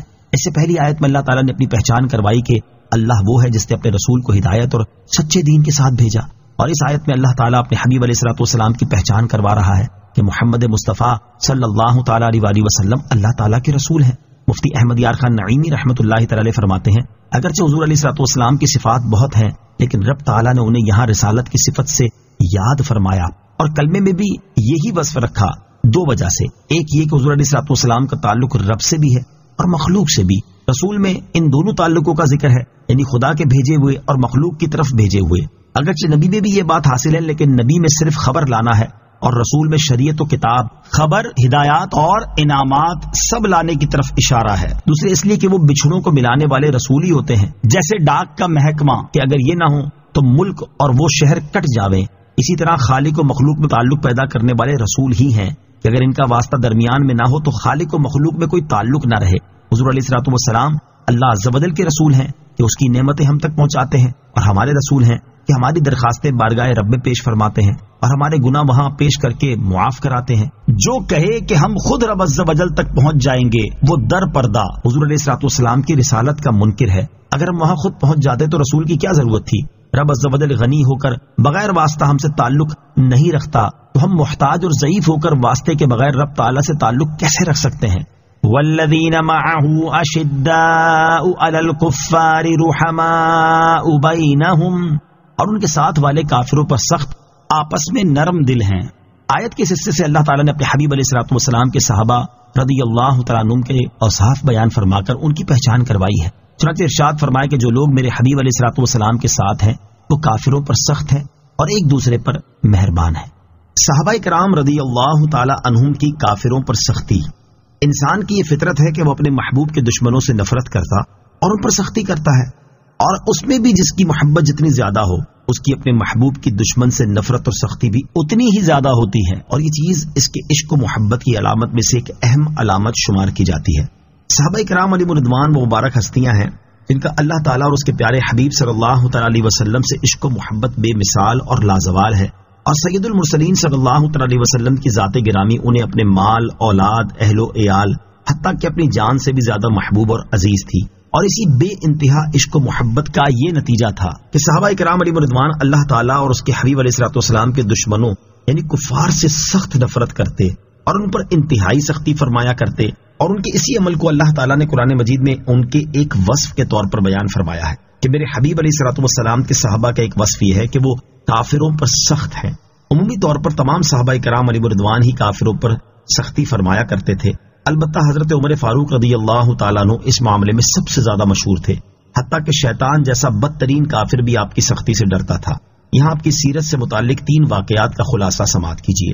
نمبر 1، غزوہ بدر کے بعد آپ نے یہ رائے پیش کی کہ سارے کافر قیدی قتل کر دیے جائیں، اور آپ کی اس رائے کی تائید میں قرآن مجید کی آیات نازل ہوئیں۔ نمبر 2، بشر نامی منافق نے سید المرسلین صلی اللہ تعالی علیہ وآلہ وسلم کا فیصلہ ماننے سے انکار کیا تو آپ رضی اللہ تعالیٰ عنہ نے اسے قتل کر دیا اور فرمایا کہ جو اللہ اور اس کے رسول کے فیصلے سے راضی نہ ہو اس کا میرے پاس یہ فیصلہ ہے۔ نمبر 3، جب منافقوں کا سردار عبداللہ بن ابی مر گیا تو حضرت عمر رضی اللہ تعالیٰ عنہ کی رائے یہ تھی اس کی نماز جنازہ نہ پڑھی جائے اور اس کی قبر پر نہ جایا جائے۔ اس کی تائید میں بھی قرآن مجید کی آیت نازل ہوئی۔ صحابہ کرام علیہم رضوان کی باہمی نرم دلی، اس سے پہلے اللہ تعالیٰ اور اس کے حبیب علیہ الصلوۃ والسلام کے دشمنوں کے ساتھ صحابہ کرام رضوان اللہ تعالیٰ علیہ مجمعین کے سلوک کا حال بیان ہوا، اور اب اللہ تعالیٰ اور اس کے حبیب علیہ الصلوۃ والسلام سے کامل محبت کرنے والوں کے باہمی سلوک کا حال سماعت کیجیے۔ چنانچہ ان کا یہ وصف بیان کرتے ہوئے اللہ تعالیٰ نے ارشاد فرمایا کہ وہ آپس میں نرم دل ہیں۔ صحابہ کرام رضی اللہ تعالیٰ عنہم آپس میں ایسے نرم دل اور ایک دوسرے کے ساتھ ایسے محبت و مہربانی کرنے والے تھے جیسے ایک باپ اپنے بیٹے کے ساتھ کرتا ہے، اور ان کی یہ ایمانی محبت اس حد تک پہنچ گئی تھی کہ جب ایک صحابی رضی اللہ تعالیٰ عنہ دوسرے کو دیکھتے تو فرط محبت سے مصافحہ اور معانقہ کرتے۔ صحابہ کرام رضی اللہ تعالیٰ عنہم کی سیرت میں دیگر مسلمانوں کے لیے بھی نصیحت ہے کہ ایک مسلمان اپنے مسلمان بھائی سے نفرت نہ کرے اور اس کے ساتھ سختی سے پیش نہ آئے، بلکہ شفقت و نرمی سے پیش آئے اور اس کے ساتھ مہربانی بھرا سلوک کرے۔ حدیث پاک میں ہے کہ تم مسلمانوں کو آپس کی رحمت، باہمی محبت اور مہربانی میں ایک جسم کی طرح دیکھو گے کہ جب ایک عضو بیمار ہو جائے تو سارے جسم کے اعضاء بے خوابی اور بخار کی طرف ایک دوسرے کو بلاتے ہیں۔ اللہ تعالیٰ مسلمانوں کو آپس میں شفقت و نرمی سے پیش آنے اور ایک دوسرے پر مہربانی کرنے کی توفیق عطا فرمائے، آمین۔ تراہم رکعا سجدا، تو انہیں رکوع کرتے ہوئے سجدے کرتے ہوئے دیکھے گا، یعنی صحابہ کرام رضی اللہ تعالیٰ عنہم کثرت سے اور پابندی کے ساتھ نمازیں پڑھتے ہیں، اسی لیے کبھی تم انہیں رکوع کرتے اور کبھی سجدہ کرتے ہوئے دیکھو گے، اور اس قدر عبادت سے ان کا مقصد صرف اللہ تعالیٰ کی رضا حاصل کرنا ہے۔ صحابہ کرام رضی اللہ تعالیٰ عنہم کی عبادت کا حال۔ صحابہ کرام رضی اللہ تعالیٰ عنہم وہ مبارک ہستیاں ہیں جنہیں اللہ تعالیٰ نے اپنے حبیب صلی اللہ تعالیٰ علیہ وآلہ وسلم کی صحبت سے فیضیاب فرمایا، اور سید المرسلین صلی اللہ تعالیٰ علیہ وآلہ وسلم نے ان کی خود تربیت فرمائی، جس کی برکت سے یہ حضرات نیک کاموں میں مصروف رہتے اور اللہ تعالیٰ کی عبادت کرنے میں خوب کوشش کیا کرتے تھے۔ یہاں بطور خاص نماز کے حوالے سے ان کی کوشش، جذبے اور عمل سے متعلق 7 واقعات سماعت کیجیے۔ نمبر 1، جب نماز کا وقت ہوتا تو حضرت ابوبکر صدیق رضی اللہ تعالیٰ عنہ فرمایا کرتے، اے لوگو اٹھو، گناہوں کی جو آگ تم نے جلا رکھی ہے اسے نماز ادا کر کے بجھا دو، کیونکہ نماز گناہوں کی آگ بجھا دیتی ہے۔ نمبر 2، حضرت عمر فاروق رضی اللہ تعالیٰ عنہ فرماتے ہیں، اگر 3 چیزیں نہ ہوتی، یعنی اگر میں اللہ تعالیٰ کے لیے اپنی پیشانی کو سجدے میں نہ رکھتا یا ایسی مجلسوں میں نہ بیٹھتا جن میں اچھی باتیں اس طرح چنی جاتی ہیں جیسے عمدہ کھجوریں چنی جاتی ہیں، یا راہ خدا میں سفر نہ کرتا تو میں ضرور اللہ تعالیٰ سے ملاقات یعنی وفات پا جانے کو پسند کرتا۔ نمبر 3، حضرت عثمان غنی رضی اللہ تعالیٰ عنہ ممنوع ایام کے علاوہ مسلسل روزہ رکھا کرتے اور رات کے ابتدائی حصے میں کچھ دیر آرام کرتے، پھر ساری رات عبادت میں بسر کرتے تھے۔ نمبر 4، حضرت عثمان غنی رضی اللہ تعالیٰ عنہ کی زوجہ فرماتی ہیں آپ رضی اللہ تعالیٰ عنہ ساری رات عبادت کرتے اور بسا اوقات ایک رکعت میں قرآن مجید ختم فرمایا کرتے تھے۔ نمبر 5، حضرت علی المرتضیٰ کرم اللہ تعالیٰ وجہ الکریم کے بارے میں مروی ہے کہ جب نماز کا وقت ہو جاتا تو آپ پر کپ کپاہٹ طاری ہو جاتی اور چہرے کا رنگ بدل جاتا۔ آپ سے عرض کی گئی اے امیر المومنین آپ کو کیا ہو گیا؟ ارشاد فرمایا اس امانت کی ادائیگی کا وقت آ گیا ہے جسے اللہ تعالیٰ نے آسمانوں، زمین اور پہاڑوں پر پیش کیا تو انہوں نے اٹھانے سے انکار کر دیا اور اسے اٹھانے سے ڈر گئے۔ نمبر 6، حضرت نافع رضی اللہ تعالیٰ عنہ فرماتے ہیں حضرت عبداللہ بن عمر رضی اللہ تعالیٰ عنہ رات میں نماز پڑھتے، پھر فرماتے اے نافع کیا سحری کا وقت ہو گیا؟ وہ عرض کرتے نہیں، تو آپ رضی اللہ تعالیٰ عنہ دوبارہ نماز پڑھنا شروع کر دیتے۔ پھر جب نماز سے فارغ ہوتے تو فرماتے اے نافع کیا سحری کا وقت ہو گیا؟ میں عرض کرتا جی ہاں، تو آپ رضی اللہ تعالیٰ عنہ بیٹھ کر استغفار اور دعا میں مصروف ہو جاتے یہاں تک کہ صبح ہو جاتی۔ نمبر 7، جب قبیلہ بنو حارث کے لوگ حضرت خبیب رضی اللہ تعالیٰ عنہ کو شہید کرنے کے لیے مقام تنعیم کی طرف لے گئے تو اس وقت آپ رضی اللہ تعالیٰ عنہ نے ان سے فرمایا مجھے 2 رکعت نماز پڑھ لینے دو۔ انہوں نے اجازت دے دی تو آپ نے نماز ادا کرنے کے بعد ان کی طرف متوجہ ہو کے فرمایا اللہ تعالیٰ کی قسم اگر تم یہ گمان نہ کرتے کہ میں موت سے ڈر کر لمبی نماز پڑھ رہا ہوں تو میں ضرور نماز کو طویل کر دیتا۔ اللہ تعالیٰ ان عظیم ہستیوں کی مقبول نمازوں کے صدقے ہمیں بھی پابندی کے ساتھ نماز ادا کرنے کی توفیق عطا فرمائے۔ سیماہم فی وجوہہم من اثر السجود، ان کی علامت ان کے چہروں میں سجدوں کے نشان سے ہے، یعنی ان کی عبادت کی علامت ان کے چہروں میں سجدوں کے اثر سے ظاہر ہے۔ بعض مفسرین فرماتے ہیں کہ یہ علامت وہ نور ہے جو قیامت کے دن ان کے چہروں سے تابع ہوگا اور اس سے پہچانے جائیں گے کہ انہوں نے دنیا میں اللہ تعالیٰ کی رضا کے لیے بہت سجدے کیے ہیں۔ بعض مفسرین فرماتے ہیں کہ وہ علامت یہ ہے کہ ان کے چہروں میں سجدے کا مقام 14ویں رات کے چاند کی طرح چمکتا دمکتا ہوگا۔ حضرت عطا رحمۃ اللہ تعالی کا قول ہے کہ رات کی لمبی نمازوں سے ان کے چہروں پر نور نمایاں ہوتا ہے، جیسا کہ حدیث شریف میں ہے جو رات میں کثرت سے نماز پڑھتا ہے تو صبح کو اس کا چہرہ خوبصورت ہو جاتا ہے۔ اور یہ بھی کہا گیا ہے کہ گرد کا نشان بھی سجدے کی علامت ہے۔ ذالک مثلہم فی التوراۃ ومثلہم فی الانجیل، یہ ان کی صفت توریت میں ہے اور ان کی صفت انجیل میں ہے۔ اس آیت کی تفسیر یہ ہے کہ توریت اور انجیل میں صحابہ کرام رضی اللہ تعالی عنہم کے بیان کردہ یہ اوصاف مذکور ہیں اور خاص طور پر وہ مثال مذکور ہے جو آگے بیان ہو رہی ہے۔ دوسری تفسیر یہ ہے کہ یہاں صحابہ کرام رضی اللہ تعالی عنہم کے جو اوصاف بیان ہوئے یہ توریت میں مذکور ہیں اور انجیل میں مذکور ہیں کہ ان کی مثال ایسے ہے جیسے کھیتی ہو، اس نے اپنی باریک سی کومپل نکالی، پھر اسے طاقت دی، پھر وہ موٹی ہو گئی، پھر اپنے تنے پر سیدھی کھڑی ہو گئی اور ان چیزوں کی وجہ سے وہ کسانوں کو اچھی لگتی ہے۔